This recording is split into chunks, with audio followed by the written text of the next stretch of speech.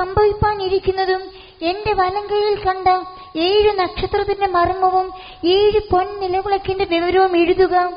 7 നക്ഷത്രം 7 സഭകളുടെ ദൂതന്മാരാകുന്നു, 7 നിലവിളക്ക് 7 സഭകളാകുന്നു എന്ന് കൽപ്പിച്ചു.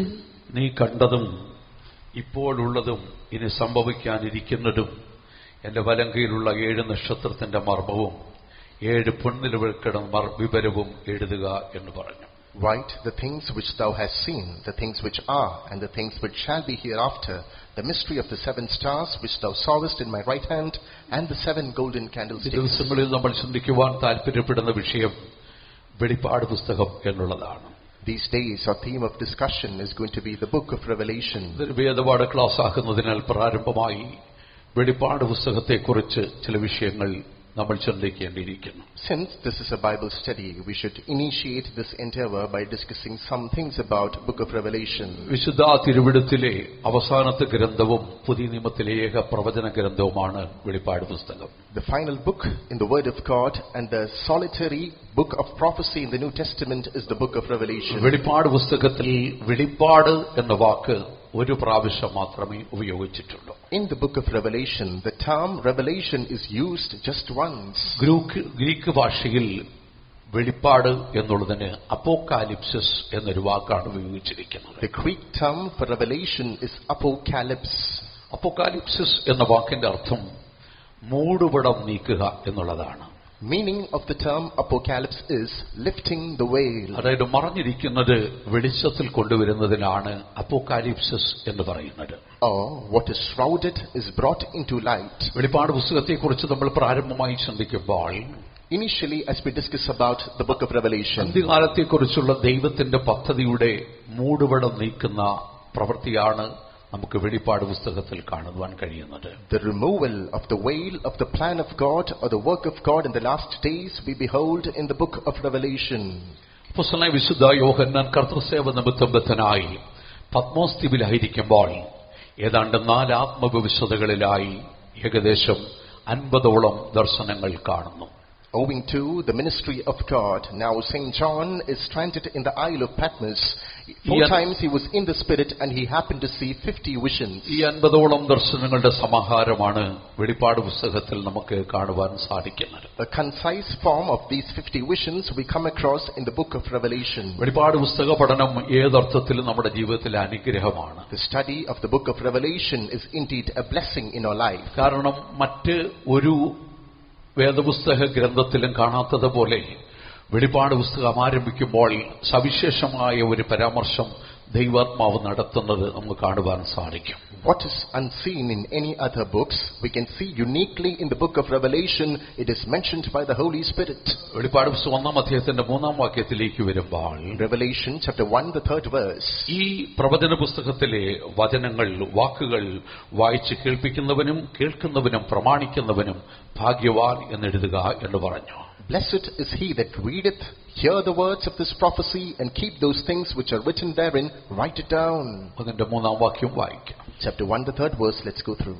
ഈ പ്രവചനത്തിന്റെ വാക്കുകളെ വായിച്ച് കേൾപ്പിക്കുന്നവനും കേൾക്കുന്നവരും അതിൽ എഴുതിയിരിക്കുന്ന പ്രമാണിക്കുന്നവരും ഭാഗ്യവാന്മാർ, സമയം അടുത്തിരിക്കുന്നു. പ്രിയ മക്കളെ, 3 അതിപ്രധാന വിഷയങ്ങൾ ഇവിടെ ദൈവത്തിന്റെ ആത്മാവ് പറയുന്നു. Dear people of God, 3 prominent things the Spirit of God is saying. ഈ പ്രവചനത്തിലെ വാക്കുകളെ വായിച്ച് കേൾപ്പിക്കുന്നവനും അത് കേൾക്കുന്നവനും അത് പ്രമാണിക്കുന്നവനും ഭാഗ്യവാൻ. Blessed is he who reads, he who hears, and he who obeys the words of this book of law. ആകയാൽ പ്രാരംഭത്തിൽ ഈ Bible class ആരംഭിക്കുമ്പോൾ നമ്മൾ ഭാഗ്യവാന്മാരാണ്. So at the outset of this Bible study we are blessed. കാരണം ഈ പ്രവചനത്തിന്റെ വചനങ്ങളെ, വാക്കുകളെ നമ്മൾ വായിച്ച് കേൾപ്പിക്കപ്പെടുന്നു, അത് കേൾക്കുന്നു. Because the words of this book of prophecy, it's read out loud, we hear it. എന്നാൽ എല്ലാ ദൈവിക രഹസ്യങ്ങളെയും വെളിപ്പെടുത്തി കഴിഞ്ഞിട്ട് But after revealing all the godly ഈ mysteries, പുസ്തകം ഉപസംഹരിക്കുമ്പോൾ as curtains fall to this book, അതിന്റെ അവസാന ഭാഗത്ത് പറഞ്ഞിരിക്കുന്നത്, at the fag end, വെളിപ്പാട് 22-ന്റെ 7-ാം വാക്യത്തിലേക്ക് വരുമ്പോൾ Revelation 22:7, അവിടെ വായിച്ച് കേൾപ്പിക്കുന്നവരും കേൾക്കുന്നവരും എന്നുള്ള പരാമർശം നമുക്ക് കാണുവാൻ സാധിക്കുന്നില്ല. we read those who keep the sayings of this prophecy and those who read it out loud. ഇതെല്ലാം നിങ്ങൾ കേട്ട് പഠിച്ചതിനു ശേഷം after hearing and learning everything, അവിടെ നമ്മൾ വായിക്കുന്നത് ഈ പ്രവചനത്തിലെ വാക്കുകളെ പ്രമാണിക്കുന്നവൻ ഭാഗ്യവാൻ. there we read, blessed is he who keeps the words of this prophecy. പ്രാരംഭമായി ഇതിലെ വാക്കുകളെ കേൾക്കുന്നവനും വായിക്കുന്നവനും വായിച്ച് കേൾക്കുന്നവനും പ്രമാണിക്കുന്നവനും ഭാഗ്യവാൻ എന്ന് പറഞ്ഞിട്ട്, initially it is mentioned that blessed is he who hears, reads and keeps the writings. അതിന്റെ അവസാന ഭാഗത്ത് പറയുകയാണ് ഈ പ്രവചനങ്ങളെ പ്രമാണിക്കുന്നവനാണ് ഭാഗ്യവാൻ എന്ന് പറയുന്നത്. The last part it is emphasized that blessed is he who keeps the sayings. അപ്പോൾ ഈ ബൈബിൾ ക്ലാസ്സിൽ സംബന്ധിക്കുന്നത് നിങ്ങൾക്ക് നിശ്ചയമായിട്ടും അനുഗ്രഹമാണ്. So taking part in this Bible study is indeed ഈ a blessing. വചനങ്ങൾ കേൾക്കുന്ന നിങ്ങൾ ഭാഗ്യവാന്മാരാണ്. You the listeners are blessed. പക്ഷേ ഈ ബൈബിൾ ക്ലാസ് കഴിയുമ്പോൾ, but once this Bible study concludes, നിങ്ങൾ ഭാഗ്യവാന്മാരായി തീരണമെങ്കിൽ ഇത് കേട്ടാൽ മാത്രം പോരാ, അത് പ്രമാണിക്കുന്നവരായി തീരണം. do you want to be blessed? Just listening is not enough. You should be doers. മുഖവര നമുക്ക് അനന്തമായി നീട്ടിക്കൊണ്ടു പോകുവാൻ സാധിക്കത്തില്ല. We can't prolong the introduction. വെളിപ്പാട് പുസ്തകത്തെ കുറിച്ച് നമ്മൾ പഠിക്കുമ്പോൾ, learn about the book of Revelation. ഞാൻ നേരത്തെ സൂചിപ്പിച്ചു, തിരുവെഴുത്തിലെ 66ാമത്തെ അഥവാ അവസാനത്തെ ഗ്രന്ഥമാണ് വെളിപ്പാട് പുസ്തകം. I already mentioned that book of Revelation is the 66th or the last book in the Word of God. തിരുവെഴുത്തിലെ പ്രാരംഭ ഗ്രന്ഥമാണ് ഉൽപ്പത്തി പുസ്തകം എന്ന് പറയുന്നത്. Word of God marks the beginning with the book of Genesis. ഈ രണ്ട് പുസ്തകങ്ങളും തമ്മിൽ ഏകദേശം 1400 വർഷത്തെ വ്യത്യാസം നമുക്ക് കാണുവാൻ സാധിക്കും. There is an interval of 1400 years between the writing of both of these books. എങ്കിൽ പോലും ഈ ഉൽപ്പത്തി പുസ്തകവും വെളിപ്പാട് പുസ്തകവും തമ്മിൽ ഒരു കണക്ഷൻ നമുക്ക് തിരുവെഴുത്ത് പഠിക്കുമ്പോൾ മനസ്സിലാക്കുവാൻ സാധിക്കും. Yet the book of Genesis and the book of Revelation are intertwined together, teaches the word of God. ഉൽപ്പത്തി പുസ്തകം എങ്ങനെ വേദപുസ്തകത്തിന്റെ ആദ്യത്തെ ഗ്രന്ഥമായിരിക്കുന്നുവോ, how book of Genesis is reigning as the first book in the word of God, അതുപോലെ വെളിപ്പാട് പുസ്തകം ഈ പുസ്തകത്തിന്റെ അവസാന പുസ്തകമായിരിക്കുന്നതിന്റെ സാങ്കത്യം നമുക്ക് ഗ്രഹിക്കുവാൻ സാധിക്കും. likewise book of Revelation is truly defining the meaning as the last book in the word of God. ഉൽപ്പത്തി പുസ്തകം ആരംഭിക്കുന്നത് ആദിയിൽ ദൈവാകാശവും ഭൂമിയും സൃഷ്ടിച്ചു എന്ന പരാമർശത്തോടുകൂടിയാണ്. book of Genesis marks the beginning with the statement, in the beginning God created the heavens and the എന്നാൽ earth. വെളിപ്പാട് പുസ്തകം അവസാനിക്കുമ്പോൾ ഒന്നാമത്തെ ആകാശവും ഒന്നാമത്തെ ഭൂമിയും ഒഴിഞ്ഞുപോയി, പുതിയ ആകാശവും പുതിയ ഭൂമിയും കണ്ടു എന്ന പരാമർശത്തോടുകൂടിയാണ്. However, period is dropped to the book of Revelation with the statement, the first heaven and the first earth passed away. ഉൽപ്പത്തി പുസ്തകത്തിലേക്ക് വരുമ്പോൾ പാപവും ശാപവും മരണവും മനുഷ്യനിലേക്ക് പ്രവേശിക്കുന്നത് നമുക്ക് കാണുവാൻ സാധിക്കും. In the book of Genesis, sin, curse and death is creeping within man. എന്നാൽ വെളിപ്പാട് പുസ്തകത്തിലേക്ക് വരുമ്പോൾ പാപത്തെയും ശാപത്തെയും മരണത്തെയും സദാകാലത്തേക്കും മനുഷ്യൻ നീക്കിക്കളയുന്നത് നമുക്ക് കാണുവാൻ സാധിക്കും. However, in the book of Revelation, sin, curse and mortality is abolished forever. ഉൽപ്പത്തി പുസ്തകത്തിലേക്ക് വരുമ്പോൾ പാപം ചെയ്ത മനുഷ്യൻ ദൈവസന്നിധി വിട്ട് ഓടി അകലുന്നത് കാണുവാൻ സാധിക്കും. In the book of Genesis, a sinful man as a fugitive flees from God. എന്നാൽ വെളിപ്പാട് പുസ്തകത്തിലേക്ക് വരുമ്പോൾ വീണ്ടെടുക്കപ്പെട്ട മനുഷ്യൻ ദൈവത്തോടുകൂടെ വസിക്കുന്നത് നമുക്ക് കാണുവാൻ സാധിക്കും. However, in the book of Revelation, the redeemed man is reigning with God. ഉൽപ്പത്തി പുസ്തകത്തിലേക്ക് വരുമ്പോൾ സാത്താൻ ലോകത്തിലേക്ക് പ്രവേശിക്കുന്നത് നമുക്ക് കാണുവാൻ സാധിക്കും. In the book of Genesis, we behold the entry of the devil to the world. വെളിപ്പാട് പുസ്തകത്തിലേക്ക് വരുമ്പോൾ സാത്താനെ ന്യായം വിധിച്ച് അഗ്നിഗന്ധകങ്ങളിൽ തള്ളുന്നത് നമുക്ക് കാണുവാൻ സാധിക്കും. In the book of Revelation, devil is judged and he is cast into the lake of fire. ഉൽപ്പത്തി പുസ്തകത്തിലേക്ക് വരുമ്പോൾ പാപം ചെയ്ത മനുഷ്യന് ജീവവൃക്ഷത്തിലേക്കുള്ള വഴി അടയ്ക്കുന്നത് നമുക്ക് കാണുവാൻ സാധിക്കും. In the book of Genesis, a sinful man's way is shut to the tree of life. എന്നാൽ വെളിപ്പാട് പുസ്തകത്തിലേക്ക് വരുമ്പോൾ ജയം പ്രാപിച്ച വിശുദ്ധന്മാർ ജീവവൃക്ഷത്തിന്റെ മേൽ അധികാരം പ്രാപിക്കാൻ നമുക്ക് കാണുവാൻ സാധിക്കും. However, in the book of Revelation, the victorious people, they are getting authority over the tree of life. ഇങ്ങനെ ഒട്ടേറെ വിഷയങ്ങൾ ചിന്തിക്കുമ്പോൾ ഉൽപ്പത്തിയും വെളിപ്പാടും തമ്മിൽ ഒരു കണക്ഷൻ ഉള്ളതായി നമുക്ക് കാണുവാൻ സാധിക്കും. Likewise, across many aspects, book of Revelation and Genesis are connected. പ്രവചനവുമായിട്ട് നമ്മൾ താരതമ്യം ചെയ്ത് നോക്കുമ്പോൾ, when we compare it with the book of Daniel, Daniel പ്രവാചകന്റെ പുസ്തകവും വെളിപ്പാട് പുസ്തകവും തമ്മിൽ പരസ്പരം ബന്ധമുള്ളതായി കാണുവാൻ സാധിക്കും. book of Revelation and book of Daniel are even connected. ഒന്നാമത്തെ വേദപുസ്തക കാനോനിൽ പഴയ നിയമത്തിൽ 27ാമത്തെ ഗ്രന്ഥമാണ് ദാനിയേൽ പ്രവാചകന്റെ പുസ്തകം. In the chronology of the word of God, the 27th book in the Old Testament is the book of Daniel. അതുപോലെ പുതിയ നിയമത്തിൽ 27ാമത്തെ ഗ്രന്ഥമാണ് വെളിപ്പാട് പുസ്തകം. Similarly, Revelation holds position of 27 in the New Testament. ഈ രണ്ട് പുസ്തകങ്ങളിലും അന്ത്യകാലത്തെക്കുറിച്ചുള്ള ദർശനങ്ങൾ നമുക്ക് കാണുവാൻ സാധിക്കും. In both these books we come across visions of the last days. പ്രവാചകനെ ദാനിയേലിനെ തിരുവെടുത്ത് പ്രിയ പുരുഷൻ എന്നാണ് വിളിച്ചിരിക്കുന്നത്. The word of God is giving the designation to Daniel, the beloved man. എന്നാൽ വെളിപ്പാട് പുസ്തകം എഴുതിയ യോഹന്നാനെ തന്റെ ദൈവം സ്നേഹിക്കുന്ന ശിഷ്യൻ എന്നാണ് പരാമർശിച്ചിരിക്കുന്നത്. The author of the book of Revelation is addressed as loved by God.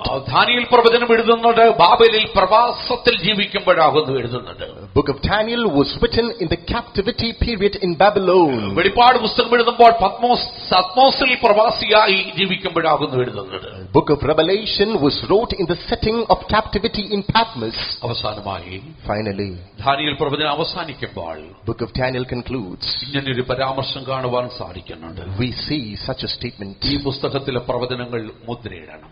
Seal the words of this book. അന്ത്യകാലത്ത് മനുഷ്യന്റെ ജ്ഞാനം വർദ്ധിക്കും.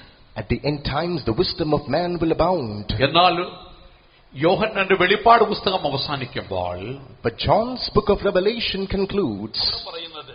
There it's mentioned. ഈ പ്രവചന പുസ്തകം മുദ്രയിടരുത് എന്നാണ് പറഞ്ഞിരിക്കുന്നത്. Seal not this book of prophecy. കാലം അവസാനമായിരിക്കുന്നു. The time is at hand. ഇങ്ങനെ നമ്മൾ ചിന്തിച്ചു നോക്കുമ്പോൾ വെളിപ്പാട് പുസ്തകവും ദാനിയേൽ പ്രവചനവും തമ്മിൽ ഒരു ബന്ധമുള്ളതായി കാണുവാൻ സാധിക്കും. So when we meditate, we come across a connection between book of Daniel and Revelation. വെളിപ്പാട് പുസ്തകത്തെ പൊതുവെ ഏഴുകളുടെ പുസ്തകം എന്നാണ് വിളിക്കുന്നത്. Book of Revelation is often called the book of sevens. തിരുവെഴുത്തിലെ പഴയ നിയമ ഇസ്രായേലിനെ സംബന്ധിച്ചിടത്തോളം 7 എന്ന സംഖ്യയ്ക്ക് വളരെ പ്രാധാന്യമുണ്ട്. Concerning the Old Testament Israelites and the word of God, 7 has got significance. ഇബ്രായ വിശ്വാസം അനുസരിച്ച് 7 ദൈവവും മനുഷ്യനുമായിട്ടുള്ള ഉടമ്പടിയുടെ ഒരു സംഖ്യയാണ്. According to Hebrew faith, the figure 7 is a figure of covenant between God and man. അത് വിശുദ്ധീകരണത്തിന്റെയും സമർപ്പണത്തിന്റെയും സംഖ്യയായി എബ്രായരുടെ ഇടയിൽ വിശ്വാസമുണ്ട്. Amongst the Hebrews, there is a belief that numerical figure indicates holiness and surrenderance. പഴയ നിയമം നമ്മൾ പഠിക്കുമ്പോൾ അനേക പ്രാവശ്യം 7 എന്ന സംഖ്യ ഉപയോഗിക്കാൻ നമുക്ക് കാണുവാൻ സാധിക്കും. The didactic Old Testament is showing the figure 7 on successive times. 7ാം ദിവസത്തെ ശുദ്ധീകരിച്ച് ശബ്ബത്ത് എന്ന് പേരിട്ടു. 7th day was purified, named as Sabbath. 7 ദിവസം കഴിഞ്ഞിട്ട് 8ാം ദിവസം പരിച്ഛേദന ഏൽക്കണം. After the 7th day, on the 8th day, they should be circumcised. Israel മക്കൾ 7 പ്രാവശ്യം എരിഹോ പട്ടണത്തെ ചുറ്റി നടന്നു. 7 times people of Israel, they rotated around Jericho. Naaman 7 പ്രാവശ്യം ജോർദാൻ നദിയിൽ മുങ്ങി. Naaman immersed in Jordan for 7 times. പഴയ നിയമ ഇസ്രായേലിനെ സംബന്ധിച്ചിടത്തോളം 7 ദൈവവുമായിട്ടുള്ള ഉടമ്പടിയുടെ സംഖ്യയാണ്. Regarding Old Testament Israel, 7 is a covenant with God. എന്നാൽ പുതിയ നിയമസഭയെ സംബന്ധിച്ചിടത്തോളം But touching the New Testament church, 7 എന്നുള്ളത് ഒരു പൂർണ്ണതയുടെ സംഖ്യയായി നമുക്ക് മനസ്സിലാക്കുവാൻ സാധിക്കും. 7 is a figure of perfection. അതുകൊണ്ട് വെളിപ്പാട് പുസ്തകം ഒരു പൂർണ്ണതയുടെ ഗ്രന്ഥമായി നമുക്ക് മനസ്സിലാക്കുവാൻ കഴിയും. In other words, the book of Revelation is a book of perfection. വെളിപ്പാട് പുസ്തകത്തിലേക്ക് വരുമ്പോൾ ഏതാണ്ട് 17 പ്രാവശ്യം 7 എന്ന സംഖ്യ ആവർത്തിക്കും നമുക്ക് കാണുവാൻ സാധിക്കും. In the book of Revelation, 17 times the figure 7 is repeated. ഒന്നാമത് 7 സഭകൾ, 7 churches, 7 ആത്മാക്കൾ, 7 spirits, 7 നിലവിളക്കുകൾ, 7 candlesticks, 7 നക്ഷത്രങ്ങൾ, 7 stars, 7 ദീപങ്ങൾ, 7 lamps, 7 മുദ്രകൾ, 7 seals, 7 കൊമ്പുകൾ, 7 horns, 7 കണ്ണുകൾ, 7 eyes, 7 ദൂതന്മാർ, 7 angels, 7 കാഹളങ്ങൾ, 7 trumpets, 7 കലശങ്ങൾ, 7 vials, 7 ഇടിനാദം, 7 thunders, 7 തലകൾ, 7 heads, 7 രാജമുടികൾ, 7 crowns, 7 പാതകൾ, 7 plagues, 7 മലകൾ, 7 mountains, 7 രാജാക്കന്മാർ, and 7 kings. ഏതാണ്ട് 17 പ്രാവശ്യം 7 എന്ന സംഖ്യ വെളിപ്പാട് പുസ്തകത്തിൽ ആവർത്തിക്കുന്നുണ്ട്. 17 times the figure 7 is used in the book of Revelation. നമുക്ക് അതിലൂടെ മനസ്സിലാക്കാൻ സാധിക്കുന്നുണ്ട് വെളിപ്പാട് പുസ്തകം ഒരു പൂർണ്ണതയുടെ ഗ്രന്ഥമായി നമുക്ക് കാണുവാൻ സാധിക്കും. What we discover out of it is the book of Revelation is a book of perfection. വെളിപ്പാട് പുസ്തകത്തിന്റെ എഴുത്തുകാരനെ കുറിച്ചും സ്ഥലവും അദ്ദേഹം എഴുതുവാനുള്ള സാഹചര്യത്തെക്കുറിച്ചും അല്പമായി നമ്മൾ ചിന്തിച്ചിട്ട് വേണം Bible ക്ലാസ്സിനുള്ളിലേക്ക് കടക്കുവാൻ. Now let's discuss about the authorship and the backdrop of the setting and writing of the book of Revelation. വെളിപ്പാട് പുസ്തകം 1-9 വാക്യത്തിലേക്ക് വരുമ്പോൾ Turn to book of Revelation chapter 1-9. എഴുത്തുകാരനെ കുറിച്ചും ആ സാഹചര്യത്തെക്കുറിച്ചും നമുക്ക് കാണുവാൻ സാധിക്കും. We come across the author and the background setting. നിങ്ങളുടെ സഹോദരനും യേശുവിന്റെ കഷ്ടതയിലും രാജ്യത്തിലും സഹിഷ്ണുതയിലും കൂട്ടാളിയുമായ യോഹന്നാൻ എന്ന ഞാൻ ദൈവവചനവും യേശുവിന്റെ സാക്ഷ്യവും നിമിത്തം പത്മോസ് എന്ന ദ്വീപിലായിരുന്നു. ഇവിടെ ഈ വചനത്തിന്റെ എഴുത്തുകാരൻ ആരാണെന്ന് മനസ്സിലാക്കുന്നു. സ്ഥലവും സാഹചര്യവും വ്യക്തമാക്കി മനസ്സിലാക്കുവാൻ സാധിക്കുന്നു. Here, the penman, the background, and the setting of this book we see. ഈ വചനത്തിന്റെ വെളിപ്പാട് പുസ്തകത്തിന്റെ എഴുത്തുകാരൻ വിശുദ്ധ യോഹന്നാൻ അപ്പോസ്തലനാണ്. Writer of the book of Revelation is Saint John. യോഹന്നാൻ അപ്പോസ്തലനെ കുറിച്ച് നമ്മൾ കുറെ കൂടെ വ്യക്തമായി പഠിക്കുമ്പോൾ About Saint John, when we study clearly, യേശുവിന്റെ അമ്മയായ മറിയയുടെ സഹോദരിയായ ശലോമയുടെ പുത്രനാകുന്നു ഈ യോഹന്നാൻ എന്ന് പറഞ്ഞിരിക്കുന്നു. the sister of the mother of Jesus, Salome's son, is John. എന്ന് വെച്ചാൽ യേശുവും യോഹന്നാനുമായിട്ട് അർത്ഥ സഹോദരന്മാരായിരുന്നു എന്ന് മനസ്സിലാക്കുവാൻ സാധിക്കും. Which means Jesus and John were cousins. ഇവിടെ പിതാവിന്റെ പേര് സെബദി എന്നാകുന്നു. Their father's name was Zebedee. യോഹന്നാന്റെ ജ്യേഷ്ഠനെ യാക്കോബും യോഹന്നാനും ഒരുമിച്ച് കർത്താവിന്റെ ശുശ്രൂഷയ്ക്കായി വേർതിരിക്കപ്പെടും നമുക്ക് കാണുവാൻ സാധിക്കുന്നു. Both the brothers, James and John, together are separated to do the ministry of God. അതുകൊണ്ട് തിരുവെഴുത്തിൽ ഇവരെ സബദി പുത്രന്മാരെന്നും ഇവിടെ തീഷ്ണത കൊണ്ട് ഇടിമക്കളെന്നും പരാമർശിക്കുന്ന നമുക്ക് കാണുവാൻ സാധിക്കുന്നു. Therefore the word of God attributes a formidable title, the sons of Zebedee and the sons of thunder. ഈ സബദി പുത്രന്മാരെ കുറിച്ചും വിശേഷമായ ചില കാര്യങ്ങൾ നമുക്ക് കാണുവാൻ സാധിക്കുന്നു. We come across special attributes about the son of Zebedee. ഇവരിൽ മൂത്തവനായ യാക്കോബാണ് യേശുവിന്റെ 12 അപ്പോസ്തലന്മാരിൽ ആദ്യമായി രക്തസാക്ഷിത്വം വരിച്ചത്. The eldest, James, was the first martyr among the 12 apostles of Jesus. AD 44 ഹെരോദ അഗ്രിപ്പാവിന്റെ കാലത്ത് ശിരച്ഛേദം ചെയ്ത് അവൻ രക്തസാക്ഷിത്വം പ്രാപിച്ചു. In AD 44, under the regime of King Agrippa, he was beheaded.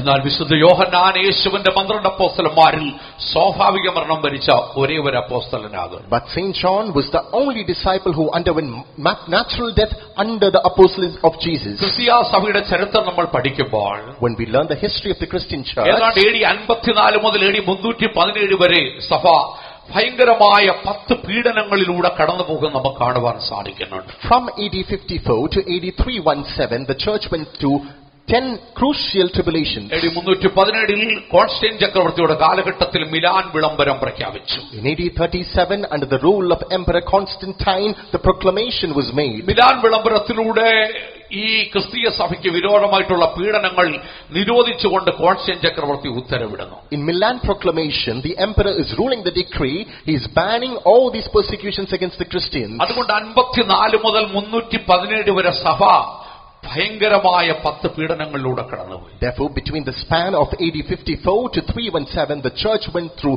great tribulations. ക്രിസ്ത്യാനികളെ രാജ്യദ്രോഹ കുറ്റം ചുമത്തി വിചാരണ ചെയ്തു. Christians were labeled as traitors and they were questioned. അവിടെ സ്വത്തുക്കൾ പിടിച്ചെടുത്തു.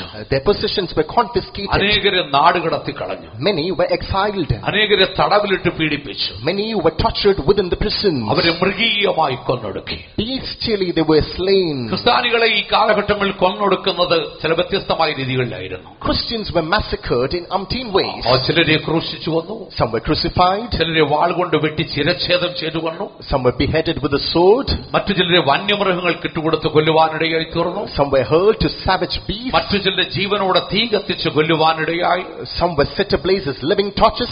മറ്റു ചിലരുടെ കഴുത്തിൽ ഭാരമുള്ള കല്ലുകൾ കെട്ടി സമുദ്രത്തിലേക്ക് വലിച്ചെറിഞ്ഞു. Heavy rocks were tied to some and drowned in the sea. മറ്റു ചിലരുടെ മൃഗങ്ങളുടെ തുകലിൽ കെട്ടി തുന്നിക്കെട്ടി പുറത്ത് വെളിമ്പ്രദേശത്ത് ഉപേക്ഷിച്ച് അവരെ കൊന്നുകളയുവാനിടയായി തീർന്നു. Some were sewn to the skin of the animals and cast in desolate മറ്റു lands. ചിലരെ അടിച്ചു കൊല്ലുവാനിടയായി തീർന്നു. Some were beaten to death. ഇങ്ങനെ ഭയാനകമായ പീഡനങ്ങളിലൂടെ ആദിമ നൂറ്റാണ്ടുകൾ ദൈവത്തിന്റെ സഭ കടന്നുപോയി. Horrific tribulations the church of the first century went പക്ഷേ through. സവിശേഷമായ യാഥാർത്ഥ്യം ഈ പീഡനങ്ങളിലൊന്നും കർത്താവ് യേശു ക്രിസ്തുവിനെ അവർ തള്ളി പറഞ്ഞില്ല. But the special reality was, amidst all these tribulations, they didn't deny Jesus. എന്തിനു വേണ്ടിയായിരുന്നു ക്രിസ്ത്യാനികളെ ഇത്ര ഭയങ്കരമായി പീഡിപ്പിച്ചത്? Why were Christians tortured so? പ്രധാനമായിട്ട് 5 കുറ്റങ്ങളായിരുന്നു ക്രിസ്ത്യാനികളുടെ മേൽ ആരോപിച്ചിരുന്നത്. Primarily, 5 crimes were given to them. ഒന്ന്, യേശുവിനെ ദൈവപുത്രൻ മശിഹ എന്നവർ വിശ്വസിച്ചത് രാജ്യദ്രോഹ കുറ്റമായി അവർ ചുമത്തി. Number 1, believing Christ as a savior, they counted it as treachery. അത് റോമൻ ദൈവങ്ങളെ നിന്ദിക്കുന്ന ദൈവനിർണയായിട്ട് അവർ കണക്കാക്കി. They considered it as despising God, despising the Roman law. രണ്ടാമത്, Secondly, റോമൻ സാമ്രാജ്യത്തിലെ ചക്രവർത്തിമാരെയും the emperors of the Roman Empire, Roman ദേവന്മാരെ ആരാധിക്കുന്ന ഒരു പൗരധർമ്മമായി കണക്കാക്കപ്പെട്ടിരുന്നു. worshipping Roman gods were considered as the duties of the citizens. എന്നാൽ ക്രിസ്ത്യാനികൾ ഇതിന് തയ്യാറാവാതെ യേശുവിനെ മാത്രം ആരാധിച്ചത് അവർ രാജ്യദ്രോഹ കുറ്റമായിട്ട് കണക്കിട്ടു. But the reluctant Christians, they didn't worship these. They just worshiped Jesus. They considered it as traitors. മൂന്നാമത് അവർ അപ്പം നുറുക്കുവാൻ കൂടി വരുമ്പോൾ, Thirdly, as they gathered to break the bread, ഇത് എന്റെ ശരീരം, this is my body, ഇത് എന്റെ രക്തം, this is my blood, എന്ന് ഏറ്റുപറയുവാനിടയായി തീർന്നു. they confessed so.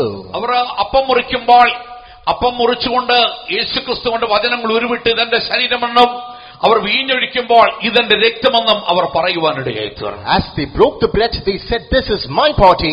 As they drank the wine, they said, this is my blood. അവർ മാംസവും രക്തവും കുടിക്കുന്നവരാകുന്നത് കൊണ്ട് ക്രിസ്ത്യാനികൾ നരഭോജികളാണെന്ന് ഒരു പ്രഖ്യാപനം പരക്കെ റോമിൽ വ്യാപിക്കുവാനിടയായി തീർന്നു. Since they consumed meat and blood, it was said that Christians were cannibals. നാലാമത് അവിടെ മേലുണ്ടായിരുന്ന അക്യൂസേഷൻ എന്ന് പറയുന്നത്, Accusation number 4. ക്രിസ്ത്യാനികൾ രഹസ്യമായി കൂടി വരുമ്പോൾ In the secret convocation of അവരെ Christians, സഹോദരികളെന്നും സഹോദരന്മാരെന്ന് പരസ്പരം അവർ അഭിസംബോധന ചെയ്യുമായിരുന്നു. they mutually addressed as brothers and sisters. ഇത് ഇവർക്കെതിരെ ലൈംഗിക കുറ്റം ചുമത്തുവാൻ തക്കവണ്ണം റോമാ ഗവൺമെന്റ് ഇടയാക്കി തീർന്നു. Sexual accusation was levied against them by the Roman government. അഞ്ചാമത് ക്രിസ്ത്യാനികളെ പീഡിപ്പിക്കുവാനുണ്ടായ കാരണം, Fifth reason behind the Christian റോമാ persecution, സാമ്രാജ്യത്തിൽ എവിടെയെങ്കിലും ഒരു പ്രകൃതിക്ഷോഭം ഉണ്ടായാൽ, if there was some natural calamity any part of ഒരു Rome, വരൾച്ചയോ ഭൂകമ്പമോ ഉണ്ടായാൽ, if a drought or earthquake hit, ഒരു പ്രളയമോ അഗ്നിബാധയോ ഉണ്ടായാൽ, if a deluge or wildfire catches, ക്രിസ്ത്യാനികൾ മുഖാന്തരം റോമൻ ദേവന്മാരുടെ കോപമാണെന്ന് അവർ പ്രചരിപ്പിക്കുവാൻ തുടങ്ങി. through Christians, Roman gods are wrath.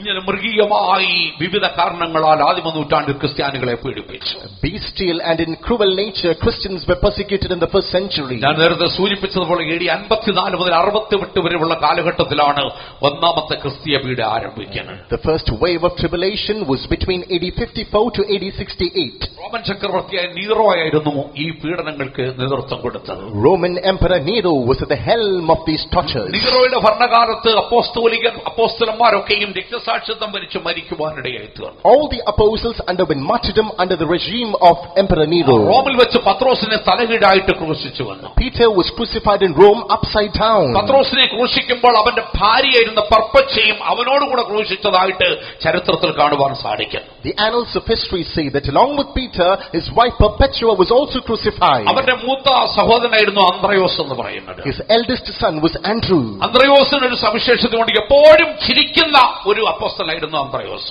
Andrew had the speciality, he was ever smiling. താൻ എപ്പോഴും ചിരിച്ചുകൊണ്ട് മറ്റുള്ളവരോട് സുവിശേഷം പറയും. He would declare the gospel with a smiling face. എക്സാകൃതിയുള്ള ഒരു ക്രൂശിൽ തറച്ചാണ് അന്ത്രയോസിനെ കൊലപ്പെടുത്തിയത്. In a cross-shaped X, Andrew was crucified. താനെ ക്രൂശിക്കുവാൻ വേണ്ടി ക്രൂശിൽ ബന്ധിക്കുമ്പോഴും താൻ ചിരിച്ചുകൊണ്ട് സുവിശേഷം പറഞ്ഞുവെന്നാണ് ചരിത്രത്തിൽ കാണുവാൻ സാധിക്കുന്നത്. Even when he was tied to the cross to be crucified, with a smiling face he propagated the gospel. മറ്റൊരു അപ്പോസ്തലൻ ഫിലിപ്പോസിനെ കല്ലെറിഞ്ഞിട്ട് അവർ തൂണിൽ കെട്ടി തൂക്കി കൊല്ലുവാനിടയായി തീർന്നു. Apostle Philip was once pelted with stones, then he was hung to a pillar. മറ്റൊരു ശിഷ്യനായിരുന്ന ബർത്തലാമയെ തീയിലിട്ട് ചുട്ടുകൊന്നു കളയുവാനിടയായി തീർന്നു. Bartholomew was burnt at stake.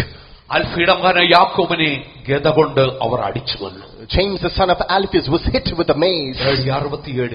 AD 68. വിശുദ്ധ പൗലോസിനെ Apostle St. അവർ Paul, ശിരച്ഛേദം ചെയ്ത് കൊന്നുകളയുവാനിടയായി they തീർന്നു. beheaded and killed him. Nero ചക്രവർത്തിയുടെ കാലഘട്ടത്തിൽ അപ്പോസ്തലന്മാരെല്ലാം രക്തസാക്ഷിത്വം വരിച്ചു. During the days of Emperor Nero, all the apostles tied his AD martyrs. 81 മുതൽ 96 വരെയുള്ള രണ്ടാമത്തെ പീഡനത്തിന്റെ കാലഘട്ടം. Second wave of tribulation, AD 81 to 96. ക്രൂരനായ ഡൊമീഷ്യൻ ചക്രവർത്തി Cruel Emperor Domitian. താൻ പറഞ്ഞു ദൈവവും കർത്താവും താനാണ്. He said, Lord and God, it's I. എല്ലാവരും തന്നെ ദൈവവും കർത്താവും എന്ന് വിളിക്കണം എന്ന് താൻ നിർദ്ദേശിച്ചു. He forced all to call him Lord God. തന്റെ കൽപ്പനകളിലൊക്കെയും ദൈവവും കർത്താവുമായി ഡൊമീഷ്യൻ എന്ന ഡിക്ലറേഷൻ താൻ പുറപ്പെടുവിച്ചു. In all his decrees it was written, Lord God Domitian.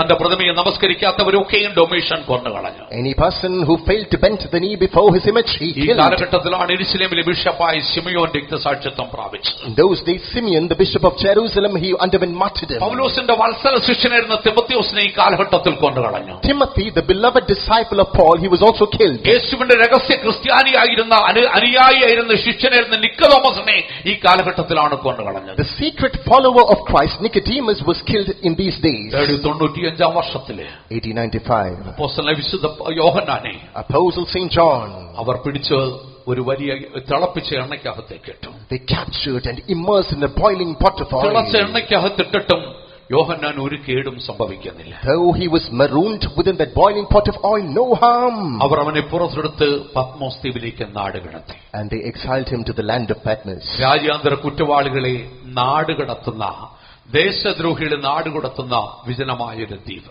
A desolate, lonely island where the traitors of the land were exiled. തുർക്കിയുടെ പടിഞ്ഞാറൻ തീരത്താണ് ഈ കാണപ്പെടുന്നതായി പത്മോസ് എന്ന ദ്വീപ്. In the western shore of Turkey, we find the Isle of Patmos. ഇന്ന് ആ ദ്വീപ് ഗ്രീസിന്റെ നിയന്ത്രണത്തിലാണുള്ളത്. Today, that island is under Greece. ഏതാണ്ട് ഈജിയൻ സമുദ്രത്തിന്റെ നടുക്ക് 25 മൈൽ ചുറ്റളവാണ് ആ ദ്വീപിനുള്ളത്. That holds a place of around 25 miles in the midst of the sea.